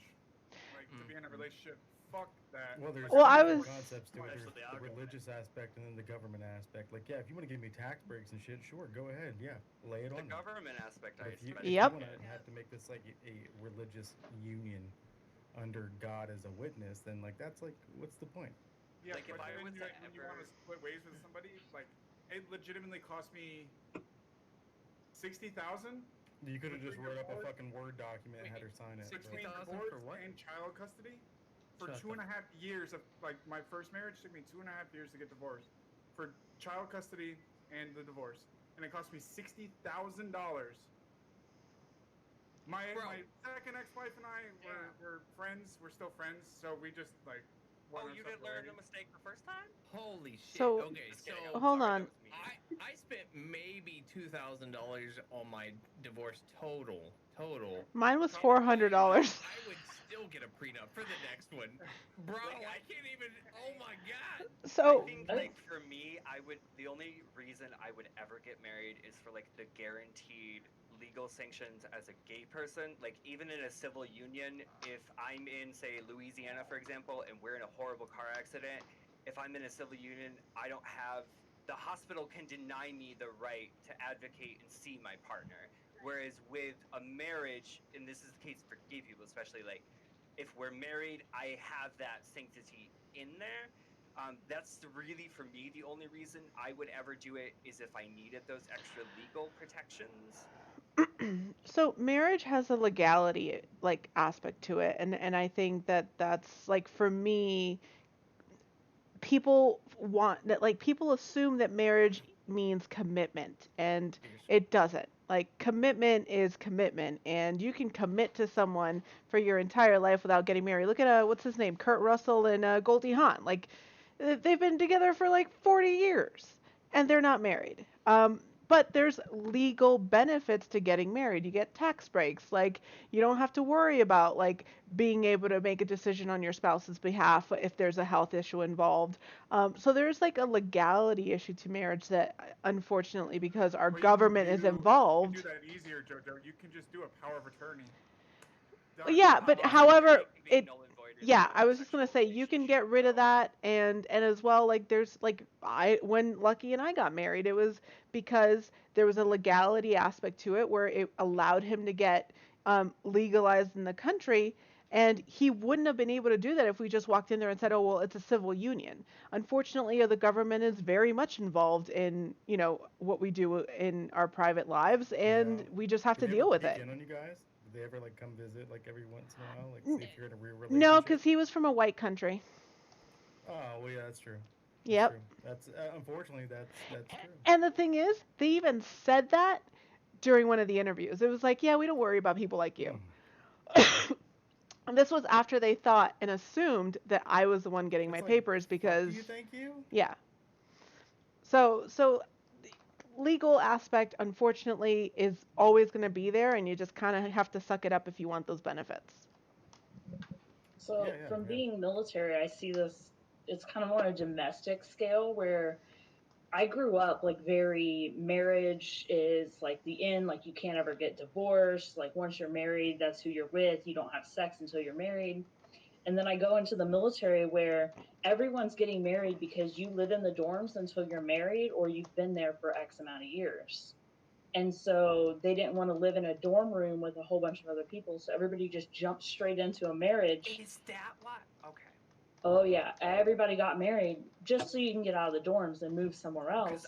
And so you can get housing. I've definitely heard that before too. I live near a military base, and like it's a known thing. Like to the people who aren't in the military, like be careful when you're fucking around with military guys, because like 2 blowjobs later and they're proposing. And now I'm like, that makes sense, because if they get married, they get off. They get off. Well, you gotta remember, the majority of their adult life from the age of 18 plus is in the military, so their exposure to sexual context or other societal norms. Yeah, exactly. So they're not as up to a person who gets to go out every day or once a weekend. Well, and I mean, they party hard, but it's just. I mean, I got married in a month. Holy fuck! Like I don't even remember living in the barracks most of the time. I was drunk all the time. So you could walk up to a group of girls and hit on them anytime you wanted to. So I got married after a month because they banned my, at the time, husband from the dorms. So we were dating and they didn't like it. So they put a restriction on him going anywhere near that part of base. And so we just went and got married. Which was bad, but let's be fair, like the housing that you get when you're married is a lot nicer than what you get when you're not. Like we lived off base. I would never live on base if I had the choice, but yeah, you either have this little tiny like square room with barely any room. Sometimes you're sharing a bathroom, sometimes you're sharing laundry, kitchen, all that stuff. Was it required? Could you just go and rent a room somewhere else? No. You're required when you first join the military. You're required to live in the barracks unless you're married. For the first until you're like in E5, I think. It depends on sometimes the base and how much room they have. The more room they have, the more years you're going to spend in your dorms or barracks? Being someone who's polyamorous and not really religious at all, marriage as an actual like, well, it's a human construct for sure, but it's like more of a mental state. For me, I like the idea of getting married and like being married, but at the same time, it feels like a lockdown of your own like freedom of your own personal choice and freedom of things. It's just like, and it doesn't help that our government, especially in the U.S., it's so involving with your not only your own personal life, but involving religion into it as well. It's a mess of all three of those things. So I like the idea of wanting to get married with somebody someday, but it'll be very rare if it happens. But it's just more like a constriction more than it is of like, If you oh, let it I want be. to, yeah. And I have a very similar feeling about that. Like, even to me, I logically know it isn't a restriction or a confliction, but like I do look at it and I'm like, that is a little bit of an added barrier to me just piecing out quickly. Yeah, unless your partner is like on the same level as you when you make the choice, of course. But obviously, they would need to be if you're getting married with them. But I Look, would really, for me, whether only ever get married for the legal protections. whether there's a piece of paper or no piece of paper, if someone wants to dip out, they're gonna do it anyway. Like, and like the idea that you're gonna be locked into something is just it. That's not how fucking life works. Like you. No, I just want it to be easy AF to run away. I want no extra steps. I Well, want to being wait. married is definitely not easy to leave. It is a pain in the ass. Maybe Also for feels you. weird. It's also a weird feeling for me specifically. Is like if I get married, I don't want to be the person to be like, yeah, I'm a divorcee, or like I don't want to have that self conscious. Like it shouldn't seem like a bad thing, but to me it still does. It's just what I was raised on, so I still have I don't it in look there. at divorce I will tell you, different than any other breakup.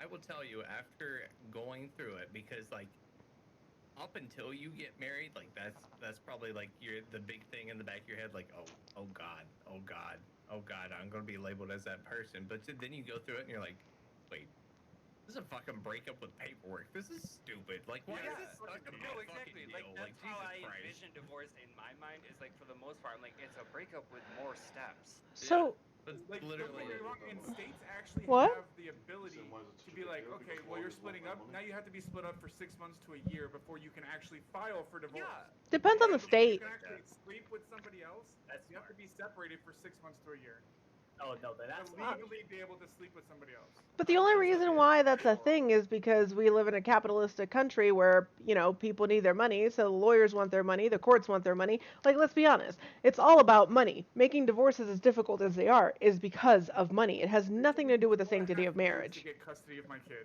and it cost Money me and 60 morality. grand. That is insane. And that's the point of the And she was government a being drug involved addict, in in and out of jail. She's been in and out of jail for heroin, and it still cost me 60 grand in 2.5 years. Were you still in the military at that time?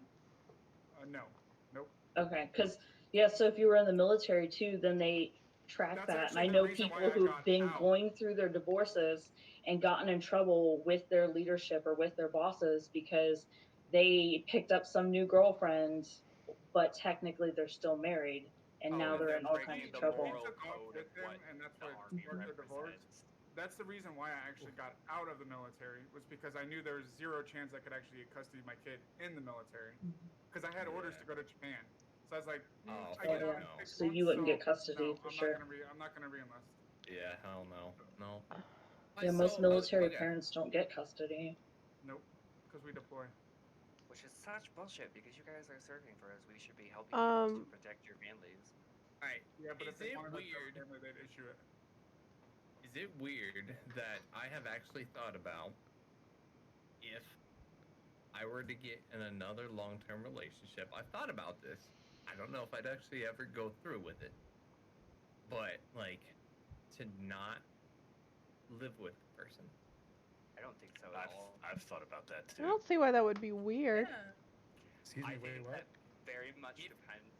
If I got in another long-term relationship, let's say like multiple years, like let's say we're Oh, like you didn't say fucking marriage, 4 years, though. 4 years down the road. Okay. Long So relationship. non-marriage relationship, though. Yeah.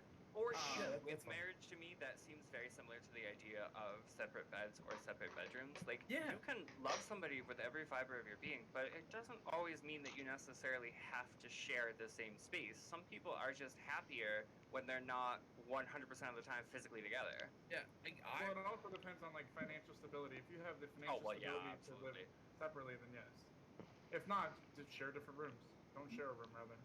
I think you're probably gonna get a lot of shit from friends and family for doing that, but But I they don't can go think suck that, it. and it would be wrong exactly. Well, yeah, because But like when you narrow it down to that aspect of living in a relationship, you're looking at the small margin percentage of who is actually comfortable with that type of relationship. Yeah.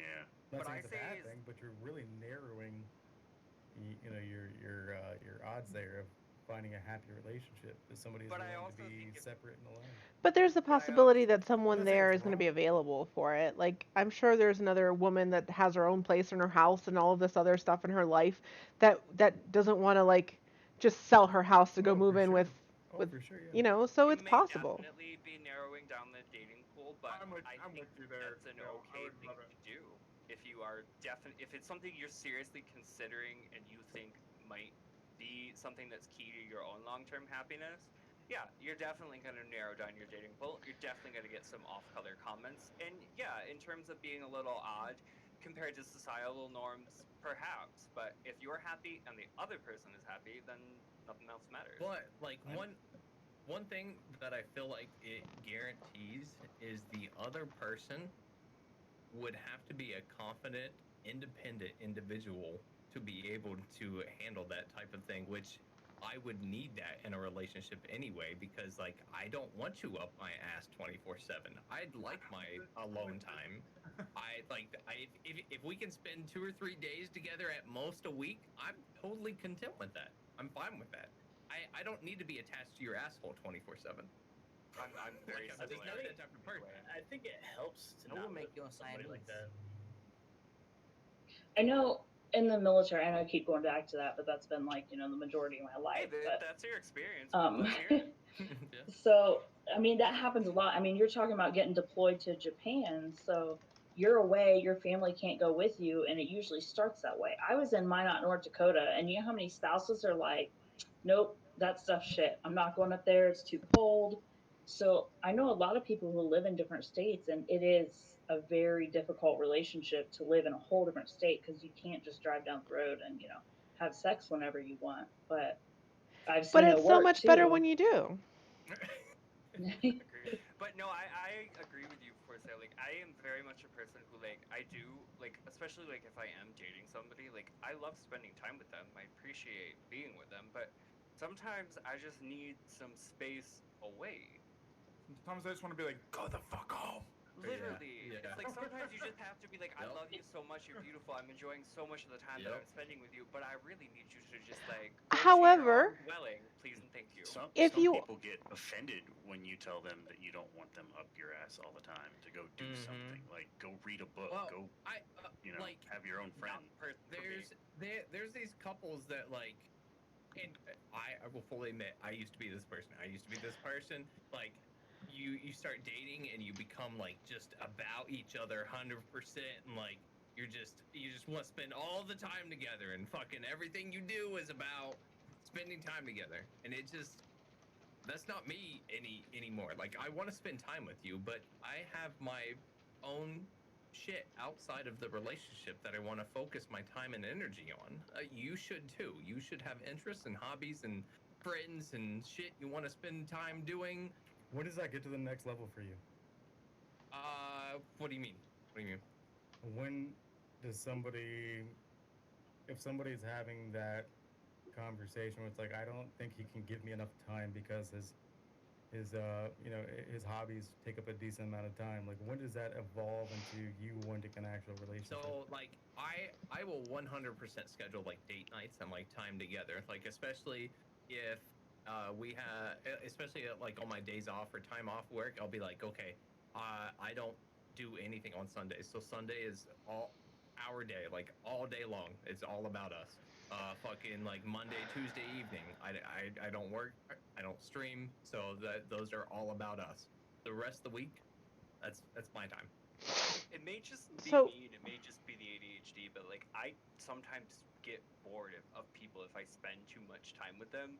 And additionally, like in terms of the whole like, oh, you started dating, it's all about us. Like you were two whole individual people with completely different lives before you started dating. Like you're still two different people with two different lives. Like it's not just Exactly. your Well, relationship. should be. but these are Should things be. that Yeah. you bring up in nurture at the beginning of your relationship, and like Absolutely. when you start to see those behaviors kind of like I love the days when I go out and like get my eyebrows done and my nails done and I go walk around the mall and I know that like my husband's at home and he's doing his thing, like I love that. And he likes when I leave him the fuck alone. And sometimes you don't even have to like leave the house. Like I'll have Yeah. nights where I just Yeah. sit on the couch and watch movies and Yeah. he sits on his computer all day. And that's fine. You don't have to constantly be in each Exactly. other's faces. Oh, I And don't. I think think it Mm, comes that's from something that age. a lot of people I don't think so. I necessarily think so. realize. Is they're like they think, oh, I like especially in beginning relationships for people who maybe aren't as experienced with dating. They're like, Come oh, here, like buddy. to date somebody, like I gotta make it all about them. Like we gotta make it all about this This relationship, is. or they're gonna lose interest immediately. Like, no, I like you. This is. We're dating. Hey, buddy. We spent 3 days this week together. That's great. I'm starting to get irritable. You can hear it in my tone of voice. Like I don't want to snap at you. So let's maybe hang out in opposite rooms for a couple hours. Yeah. Like, also for me, the time apart makes it so like I actually miss the person. I want to physically like Yeah. be around them, physically spend time with them. Like it just makes the connection stronger for me. That's why I like my work trips because like I'm working, but I'm also like going somewhere else. But like we miss each other because we're not, together 24/7. So it's nice to kind of go, oh, I miss being around you. Some people gets married, but now they're adopting the practice of deliberately sleeping on different homes and sometimes even living in different houses, even though they're married. Yep. Yep. I mean, I'm So, down with it. But, real quick, Gilded has to head out here. So if you want to give your outro where people can find you, kind of what you stream, what you do, and then you can pop out, man. Famo, I don't know if you've Oh, watched the absolutely. the Thanks, man. panel before, but this is what I do I on Thursdays. I'm very grateful for having the opportunity to come here. This is a very positive environment, and for those who for those who have the preference of sandbox platformers and interactive weekends, you can find me at twitch.tv/getted, and you can find me there. And I can come to this panel in the chat Yeah, it is a bit late in for the you. future, and I hope you have a wonderful rest of broadcast. I hope to see your viewpoints on these various topics. However, uh, I have issues at this moment, so I have to withdraw for a moment. That's all right. Well, thank you for being on, Gilded. It was nice having you on, and Thank yeah, you. have a good Love night, man. having you here. Thank Bye. you so much for stopping by. Hope to see you in the Discord. All right. Let's see. Would you say a decreasing sex drive is normal in a long-term relationship or in a marriage? After being together for so long? We need specifics. I mean, it depends on It's a very broad topic. how low it actually goes. Like, are you gonna have sex 7 times a day, like when you first start a relationship? No. Probably not when you're in that relationship for like a year, 2 years, long term. Because you got shit to But do. you know, still be like maybe 2 or 3 times a week. Yeah. And then also, is it because you're losing interest in your partner, or is there something biologically going on? Right, with like you if that's you're on a causing certain loss in medication sex or drive? So, hormonal imbalances in women can cause a drop in sex drive. Testosterone levels lowering in men can cause a lowered sex drive. Diabetes, like heart disease, high cholesterol, like depression, anxiety. Like, there's so many reasons why, but like, is it like, do you still want to have sex and you can't? Or like, do you just not feel interested in it at all? Like, if you don't feel interested in it at all, I would say, are you still attracted to your partner? If the answer is yes, then there's probably a medical issue that needs to be addressed. So like you have to like analyze why that is declining. Whereas if like you have no problem giving it up to whack one off in the shower, it's just when you look at your partner, you just go, I really don't feel it anymore. That's a bit different. Like you're no longer finding them attractive. Yes, then you guys got to have a conversation. Yeah. So how do you An awkward one.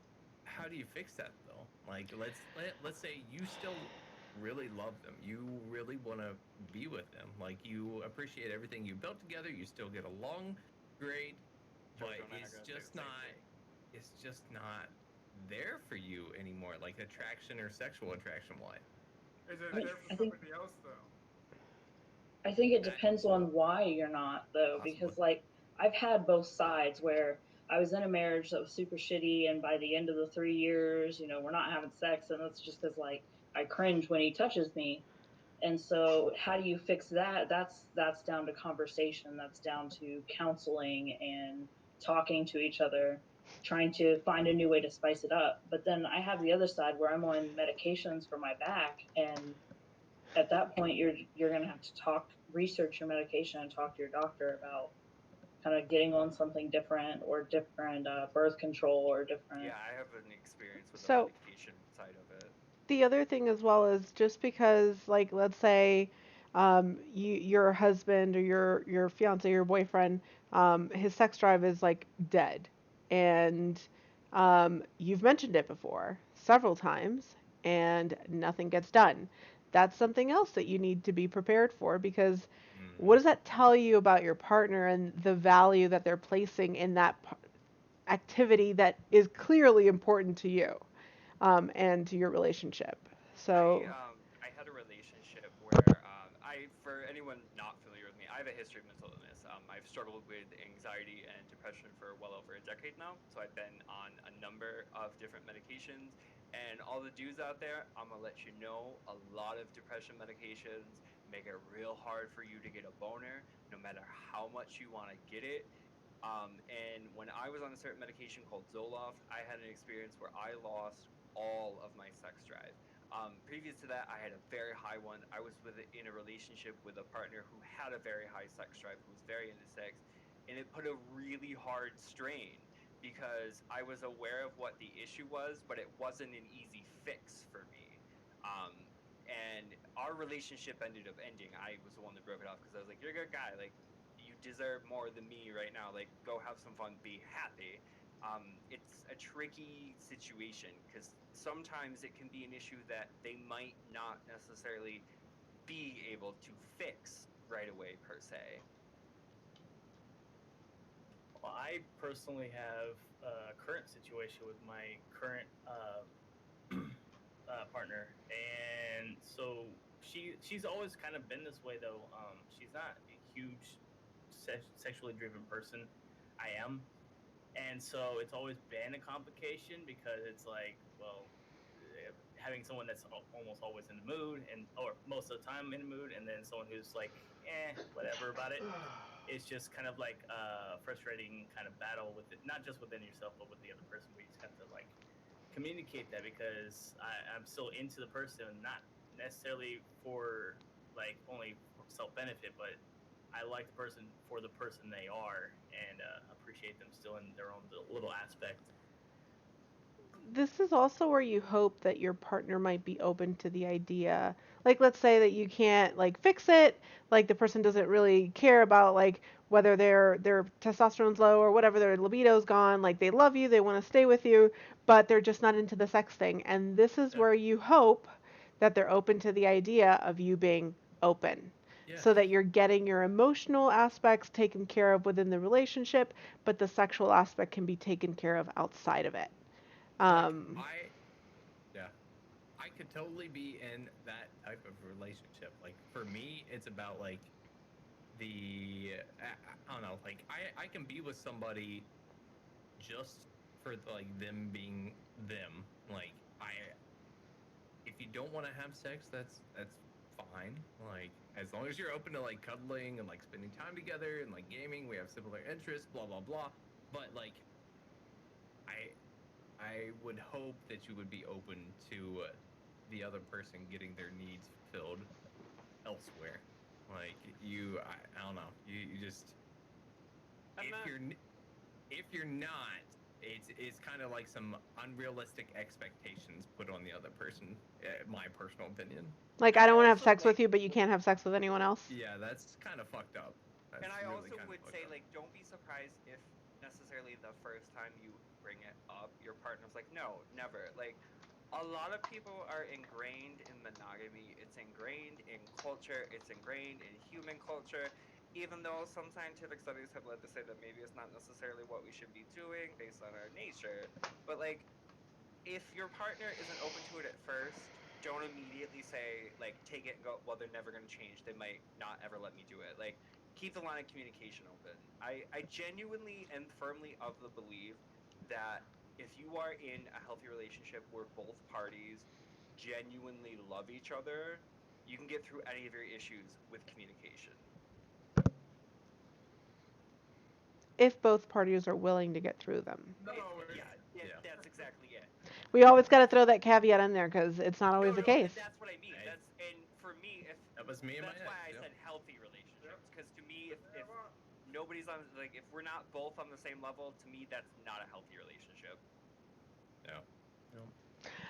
Something I also think is like sometimes people have these problems and they're not happy with the problems, but they're also unwilling to accept that the problems exist because then it puts a dent into their little bubble of perfection that doesn't actually, like, it's not there. It's a spot on your record. So they just pretend that everything's perfect, and 12 years down the line, they've had affairs or they're divorced or they're an alcoholic. Like, like there's needs to be some introspection into these things. Like, your problems will find a way to be resolved one way or another. You just have to accept the fact that if you're going to ignore them, it may not be resolved in a healthy or appropriate way. Nope. Anyone else for that topic before we move on? Whew. I know, right? That was a deep combo. Woo. It was deep. That was a good one, though. All right, it's an important one. It is. It is. All right.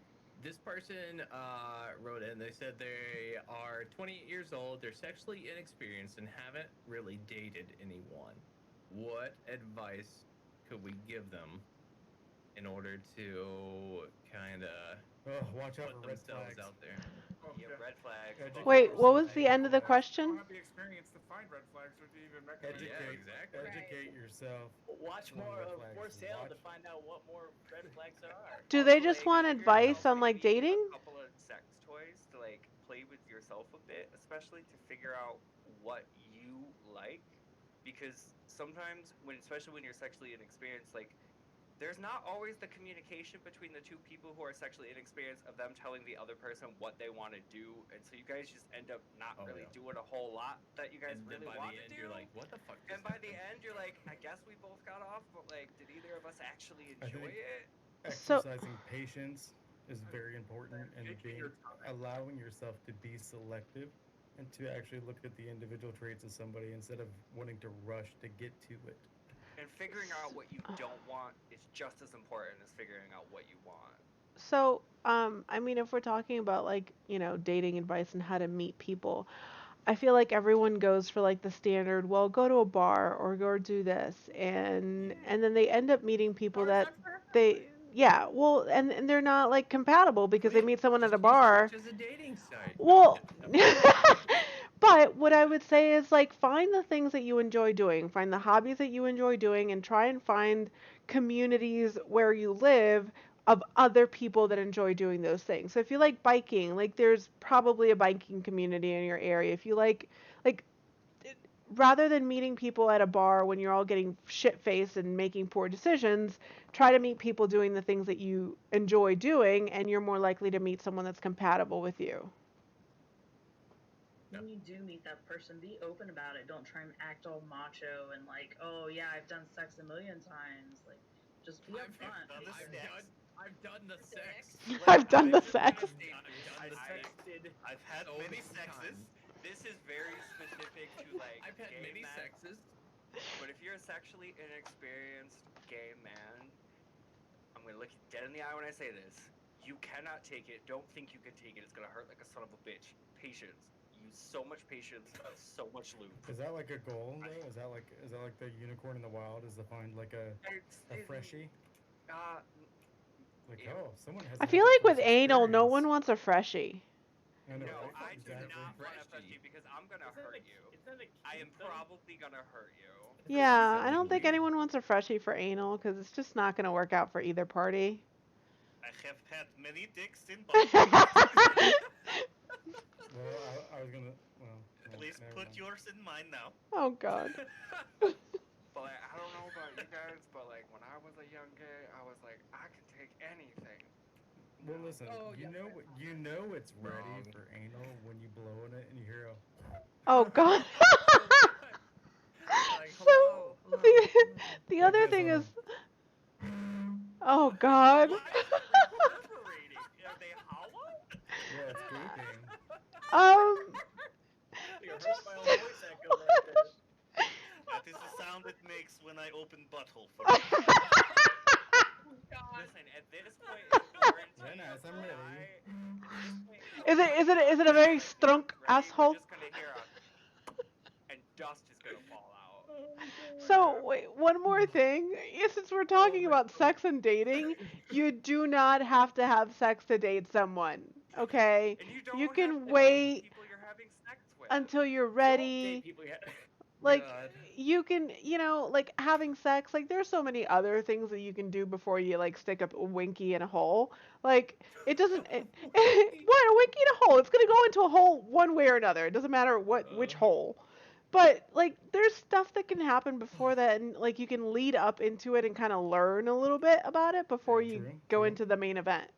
And I feel like you get more sex if you talk about that's kind of what your main interest is and not getting into something serious. So that's something a very valuable lesson is when you get to the point where you're comfortable enough to talk about it, you can also ask for it without it having to be a Weird. commitment. So if I talk more, I get more of the sex. Can I have the sexes, Yes, please? I yeah. mean, it I think depends. There are some talking people can out turn there. people off, but if you do it the Yeah, right exactly. way and you can just not be like too awkward about it, it's So I positive. shouldn't just walk up and be like, "You put penis in butt?" Yes. Well, no. Oh. Figure Well, out like, what you dealing with, like. dating apps and stuff. Like a lot of people use dating apps That for was real hookups, advice.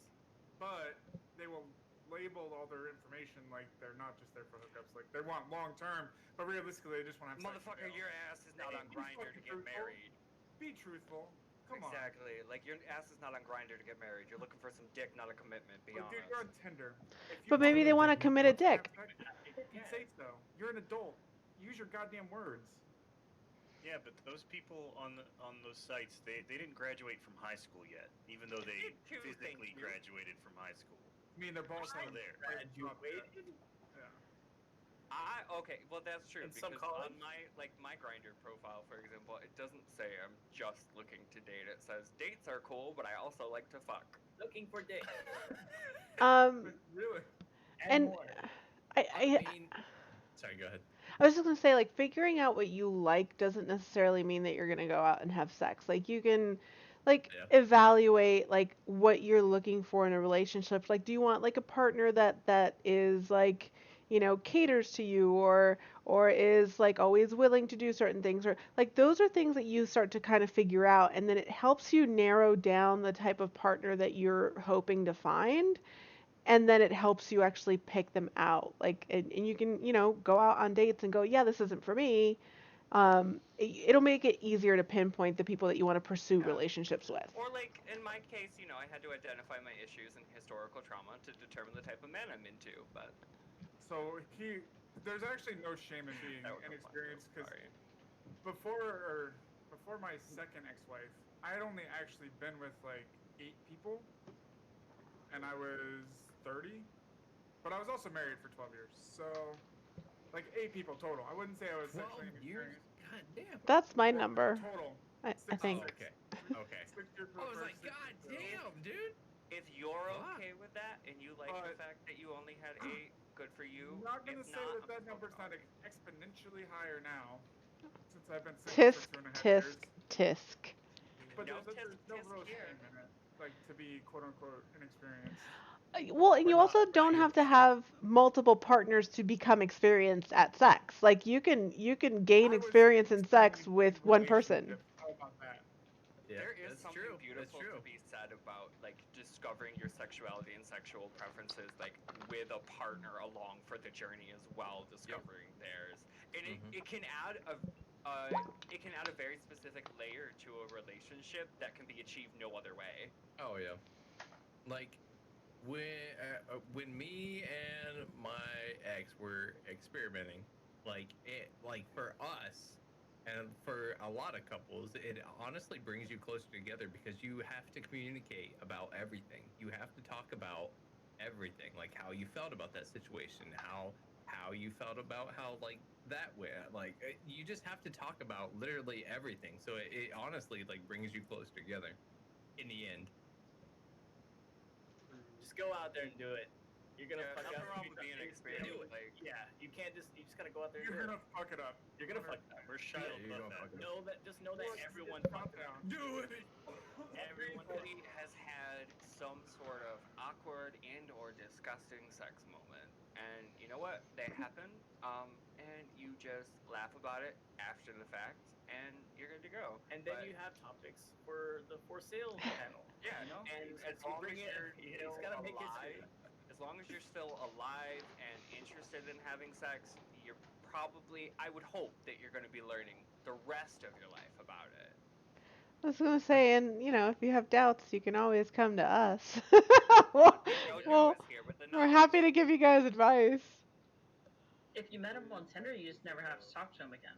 You can't live to learn if you don't live.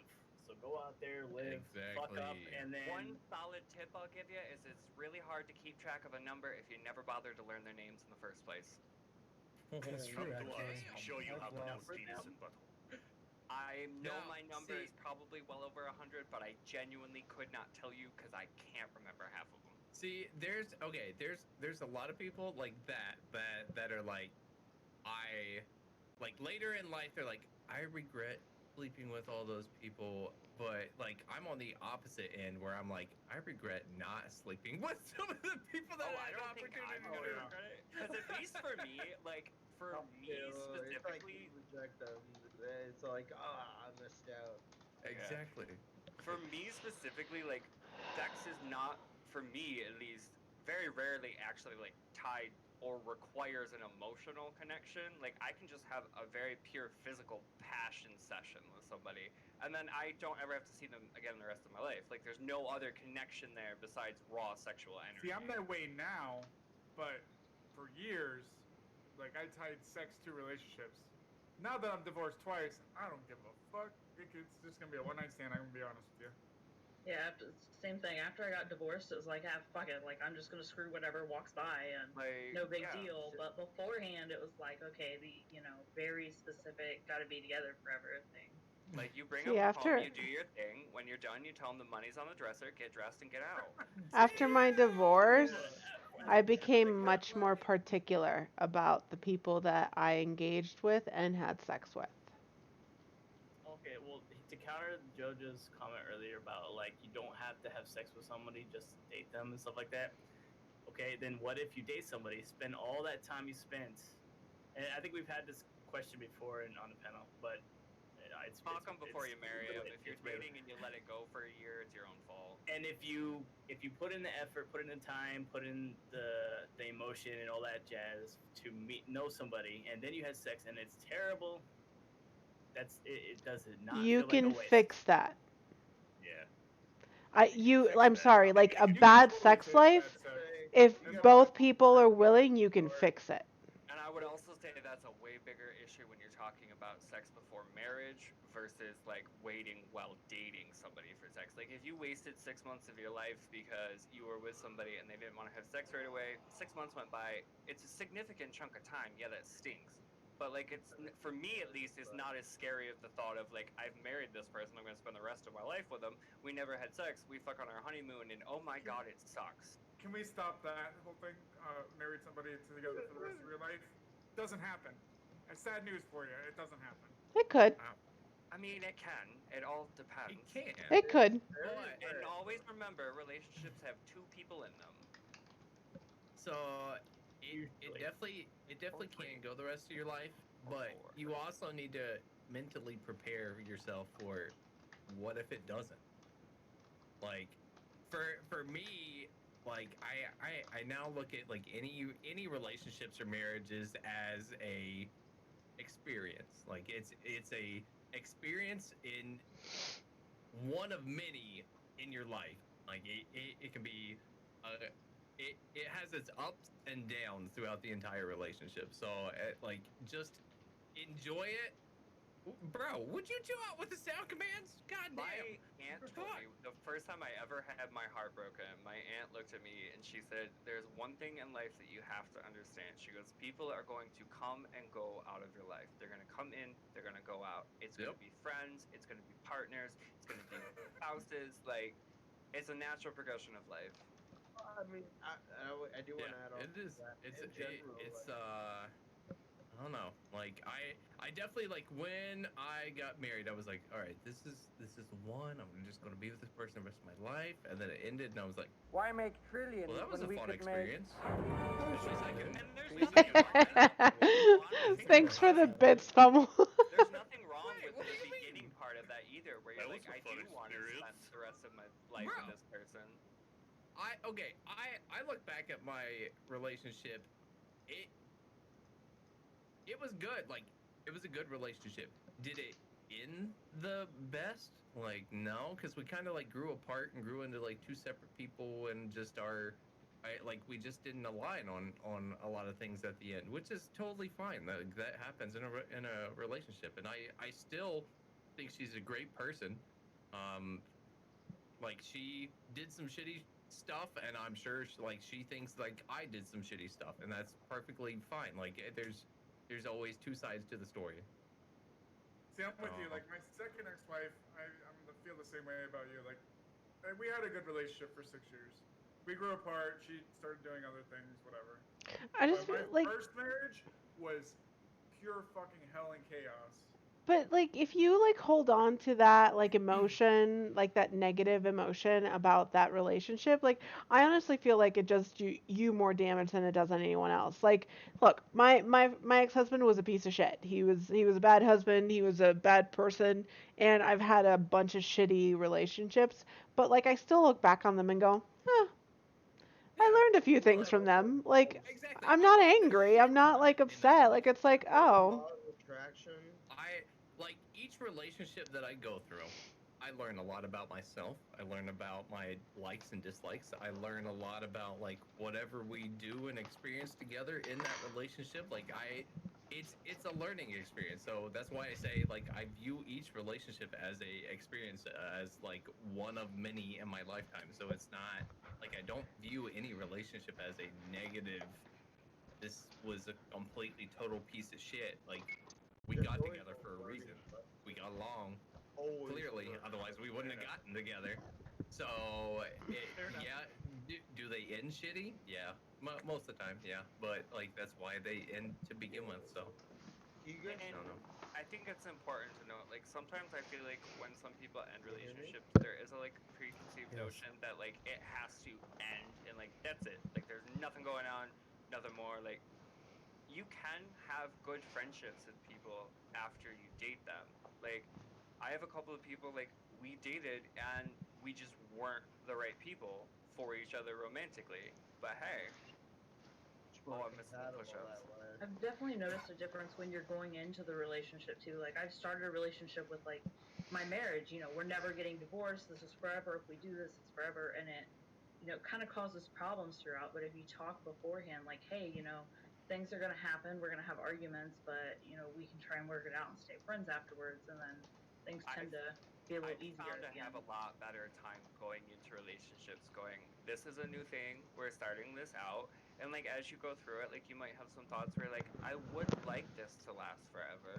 But don't always necessarily give yourself the expectation because it might not. And that's okay. but don't close Yeah. yourself off to the idea that it Yeah, could exactly. last until you die, psycho. That too. That too. I'm not closing myself off to the idea. I'm just saying nobody Oh else no, should I be was forced just to put up referencing with my Saigo bullshit. going, like, it's not gonna last Oh, forever. Like, It might. The only things that are certain in life are Phobias death of and experience. taxes. You can't base the entirety of the rest of your life on like certain experiences because then you're completely shutting yourself off to the idea that some like good things might come out of like what you're just saying no, I'm done. Like it's not happening. Yeah. There's And one I I think can it see also that. depends with what you've been through. Like there's some things I've been through where I'm like, I could go through that again and good things might come of it, but the good things didn't necessarily outweigh the potential bad things. Have you guys ever seen that motivational picture? It says, Nope. if you can. So, sorry, anything, I just didn't do whatever. have anything to add to that last part. So, does anyone have any other topics before we move on to the next one? Like, does anyone? Yeah. Oh yeah, I got Does it one have to thing. be Do you related? guys remember that? No, Oh, go ahead. absolutely not. Alright. Go ahead. Sorry. What? I don't even know who's speaking right now. Yeah, I hear someone Nobody. talking. I Yeah, don't I hear know. anyone talking. Yeah, Tony Boney. one Tony Boney is talking. Oh, I'm sorry. One tone. I muted you because this is like we're streaming right now. So if you're not on the stream, you're not really like talking. I was like, wait, what's going on? I'm losing my mind here. After stream, you can jump in the conversation. Okay, so because it's related to things that have happened this week, I think I just want to give like the chat a general lesson on like domestic violence not necessarily taking a physical form. And it's like kind of a downer, but I just want to point out like just because someone's not abusing you physically does not mean that they are not abusing you. So like if they're making you feel like shit, if they're telling you that you're not pretty, if they're trying to like control the way that you spend your money, if they're like demeaning you and degrading you in front of other people, like those are all forms of abuse.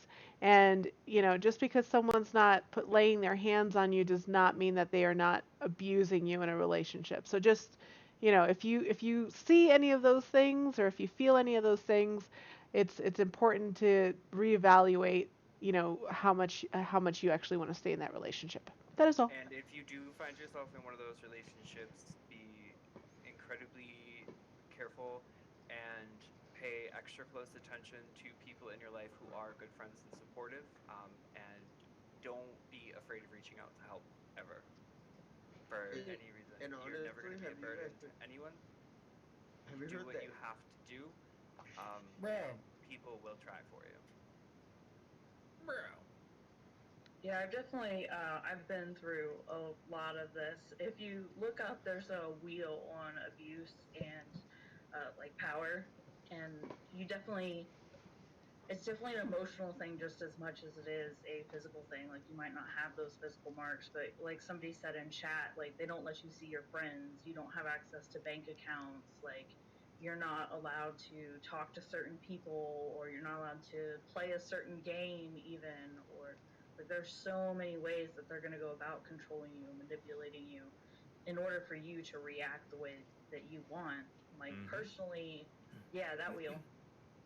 And if you want like printouts of that, I definitely have like printouts of that. If you ever want to talk to one of us, I do too. I'm sure we're all up for talking to anybody who wants to privately or on here. Yep, always here. I've been through some things myself. I got lots of tips. If you're in the New York State area, in Central New York, ever for any reason, I will do everything in my power to help you out.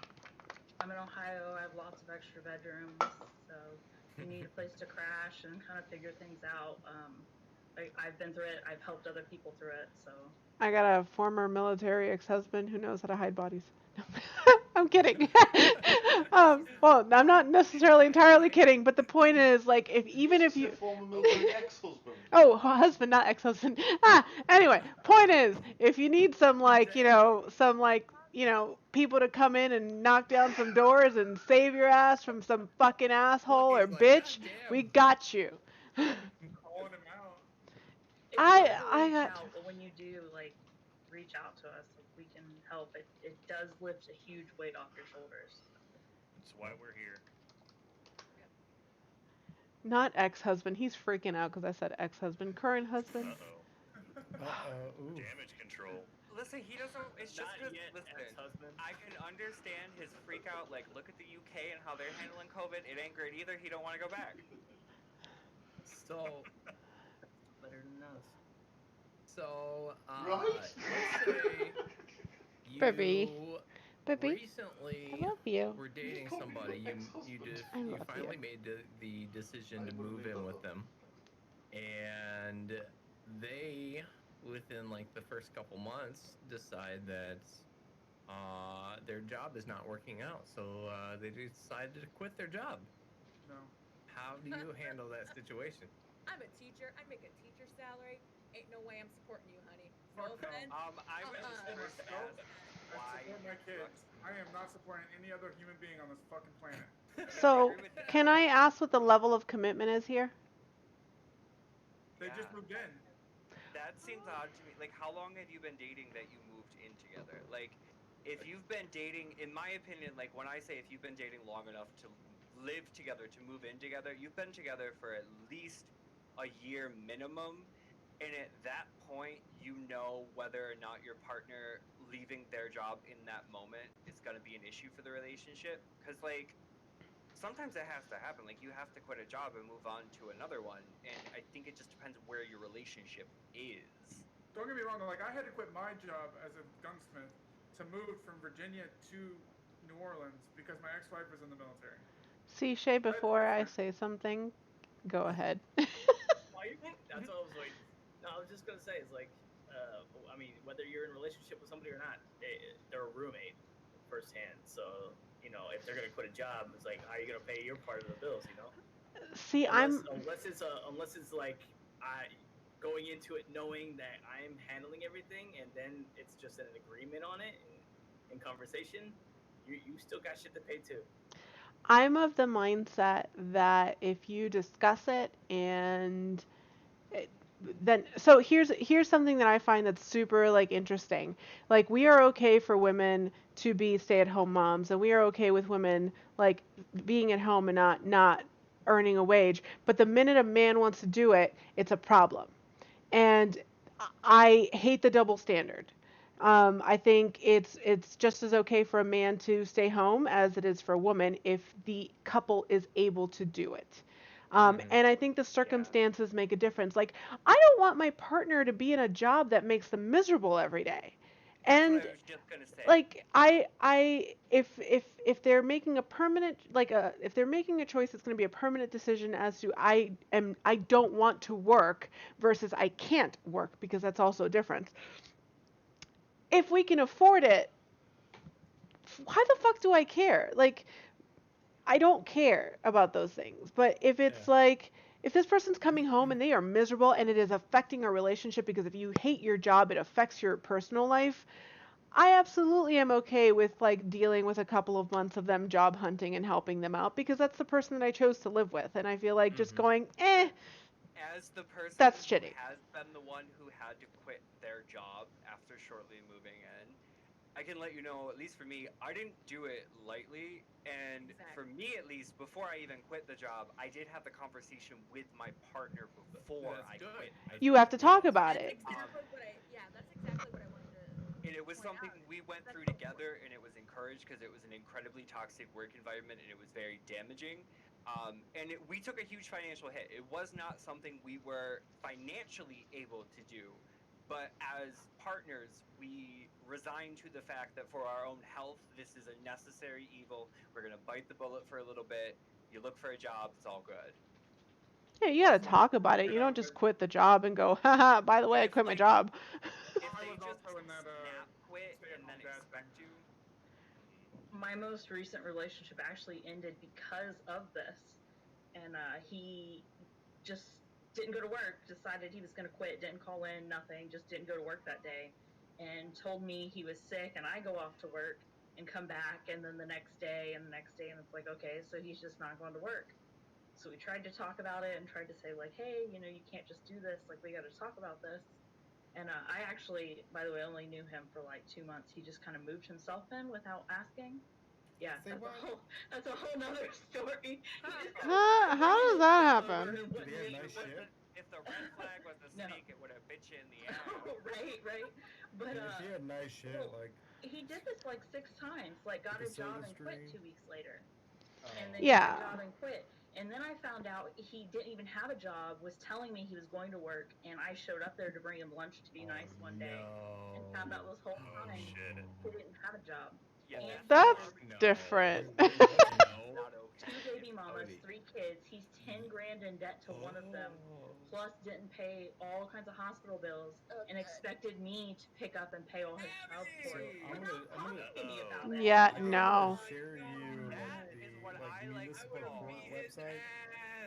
That's Are like you what I like to gone? call. I came home and I was like, get your shit and get out of my house. Well, I mean, Parasite His shit would have back. been on the lawn. Are you kidding? Oh that's my why I'm saying, God. like, if it's a conversation between the couple, then you can figure it out as a couple. I don't think that you should be a shitty partner and go, yeah, no, I don't give a shit. Keep your job that you hate. Exactly. But, like, you need to talk about it and say, hey, I'm thinking about quitting my job.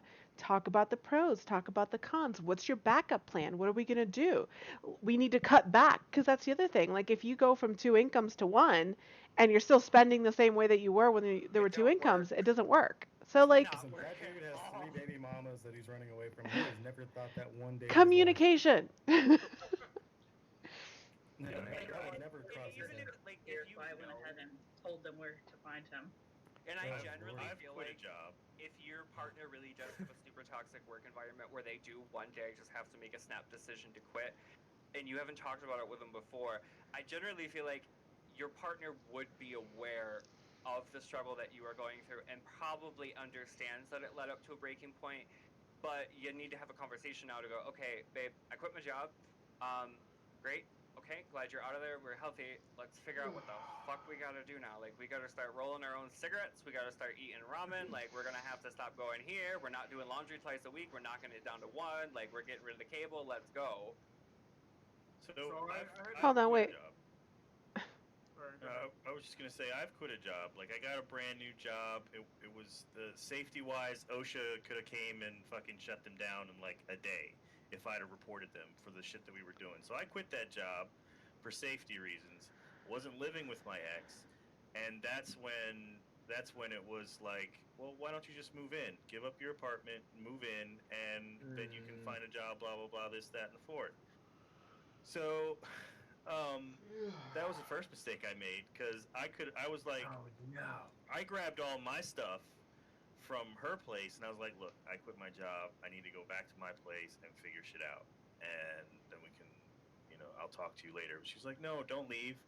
You can move in. It'd be fine. You can blah, blah, blah, this, that, and the fourth. And, I took her up on the offer and that's when it all went to shit for the most part. But like, I mean, if you quit a job and you don't tell the other person, like it's really shitty of you to not like take it upon yourself to be an adult and be like, all right, I quit a job, I need to go find another one, quick, fast, find something. And I didn't expect my relationship, the person I was with, to like pick up my slack. I was like, all right, I got some shit I got to do, so we're not gonna have that much time together. But I still want to make it work. But you got to let me do me, and you have to take responsibility for your actions. And in some cases, that might mess up some relationships. But I don't know where I'm going with this. Well, I was gonna say is I had to quit my job as a gunsmith that I worked at for 4 What, years, Mel? making quite a bit of money. But my ex-wife was in the Navy and she ended up getting orders to move to New Orleans. So I did the stay-at-home dad thing like Ryu does. But I also am prior Marine Corps, so I actually went to school full time to get paid while staying home with the kids. So, like, my husband has like a degenerative disease, whatever, and for I think it was 3 years straight, he kept working these long, awful hours. And it was just like breaking him down to the point where it was actually ruining our relationship. And I honestly thought at some point we were going to get a divorce because it was so bad. Like, it was just wearing him down as a person. And it was all because he was so concerned about the stigma about him not working. And it was just like, I was, the entire time after he told me this, I was like, are you fucking kidding me? Like, you've been going to work feeling like absolute shit and just destroying your body more than it already is because you're worried that someone might judge you for not working because you can't. Like, and that's why I say, like, sometimes it's can't and not won't. And that's where, like, you guys need to, like, figure that out. Like, do they not want to work or can they not work? Because there is a difference. I'm having a personal struggle with that because I'm actually in the process of filing for Social Security disability because I do have some physical disabilities as well as some other things that have interfered with me being able to reliably support myself. And even though I understand that, like, it's fine, like, I need to do that, there's still, like, a part of me that's like, I should, still be out there working. Like, especially young and in my 20s, I'm like, I should be at a job. Like, I should be doing something. It's a weird stigma, and it definitely goes on men a lot, and it's got to go away because, like, it happens, and there's nothing wrong with it. And even if they just don't want to work and they do want to be the stay-at-home dad because they just love their kids that much, fucking go for it. Well, that's fine too if you can afford it. If you can afford it, absolutely. Nope. That I'm is just the saying, general there's rule no with reason children. not to work if you're able to. I'm a single dad. I have 3 kids and still work full time. Well, I'm Ashley's life is full-time. different. You have to, honey. I'm the type of person that I would hope that the other person has another job, not because, like, well, no, yeah, like, just for the extra added income. I mean, like, that's just For the quality of fun life, stuff. You know what I mean? Like, You can as go an on a extra vacation. security. Like, yeah. Yeah. But you can still Yeah. do that if you plan it. Like, if you guys are organized and you budget and you plan things, like, I'm getting a fucking tattoo for my birthday. Guess what? I can do it because you save for that shit. So, like, it's not the end all. And if you guys are smart and you talk to each other and you're like a good couple, regardless of what it is, you can figure that shit out. And you'll know, like, if you're dating a mooch that just quit their job to mooch off You'll you, know that you'll they're a know, mooch. and you'll Yeah. know real quick.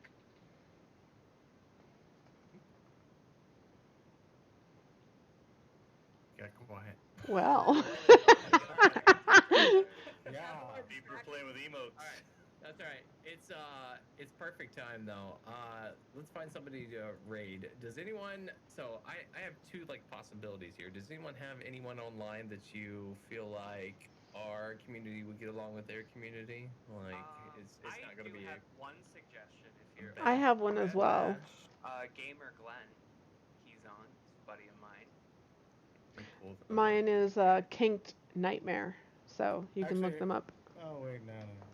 Hold on, Kinked Nightmare. Okay, and then while I'm checking out their panels and content real quick, if you guys want to start your outros here, so JoJo, you want to tell everyone about yourself? Hello, JoJo West, Supergirl. JoJo West Model on Instagram and Twitter. I stream Tuesday, Thursday, Saturday, and I will be streaming Sundays. Tabletop games, multiplayer games. I do the panels on Thursdays, obviously, and I will probably be doing my own panel on Sundays. Yeah, JoJo West Model, and I will catch you guys next week. Is that Lucky's tea? Yes, it is. It's this kettle going off. Get your damn tea So kettle up there. stereotypically British. I love it. We have a kettle. Hello everyone, I'm Kevlar. It's great to be here once again. Come follow me on Twitter. I've been posting a lot of fun shit lately. It's twitter.com/IMK3. Go pull up your phone real quick. K3VL4R, variety streamer. They said that better be Yorkshire Gold. Chat. That's all I really care I don't about. even. We play Is it PG multiplayer tips that I games, have? storyline games, some shooters occasionally. Other than that, thanks for having me. It's a good time. Thanks for being on, like always, Kevlar. Kevlar. CJ? C-Shape Plays. All my socials down here. Yeah, I stream 5 days a week. Like I said, I might actually stream tonight later because scheduling. But yeah, it was fun. Surprised we had. I love seeing. I love being able to get back on here and see new people on here. It's great. It's nice, little variety of opinions. Right. So it's always fun. But yeah, social media, C-Shape Plays, Twitch channel and YouTube, both C-Shape Plays. And yeah, hope to be on here again soon. C-Shay, thanks for being on again. Lime Runner? I am the Lime Runner, also known as Limey or Mr. Citrus. You can find me at that pretty much any social platform. New to streaming here on Twitch. I guess I'll call myself a variety. Right now, mostly playing Overwatch, but kind of starting a new thing I want to do. Other day, I played some Bejeweled with just some music and interacted with chat, and that was really cool. So, always feel free, come hang out. Message me if you want to chat. Always here. All right. And Cruise Control? Yeah, so I'm the Cruise Control. So I'm not streaming yet. I'll start streaming. I'll start streaming in September once I get my place all set up and whatnot. But you can follow me on Come here, Twitter bud. at the Cruise Control, and I have an Tiff, tiff. Instagram with my art. Not really a variety streamer, but I do have like 3 or 4 things I like focus on the most, like art and video editing and whatnot. So that's kind of what I'm gonna gear towards, a creative stream kind of. Art. So Love it. I'm here yeah. for it. Nice, man. Oh, yeah. Well, thanks for being on. Abby? Oh, I can't hear you.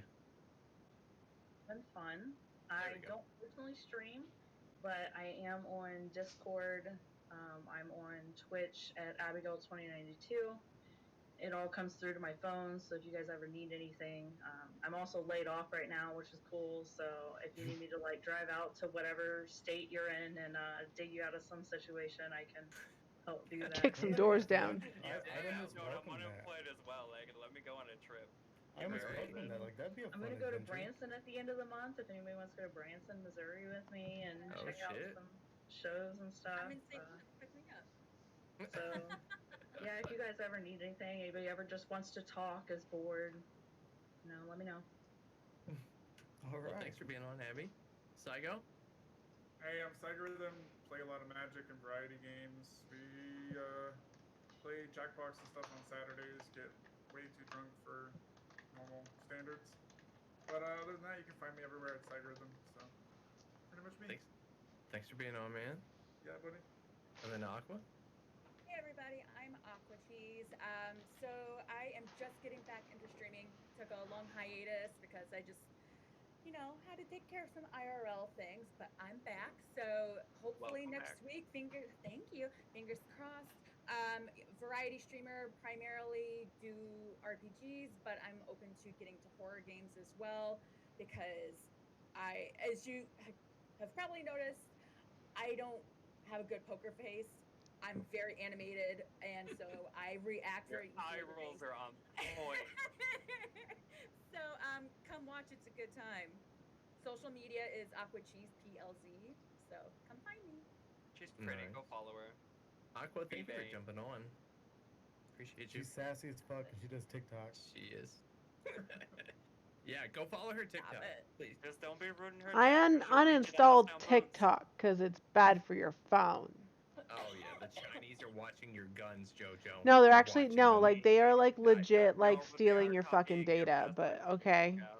Probably. It's free mining information. It's okay. Probably. It's getting banned soon. from these anyways.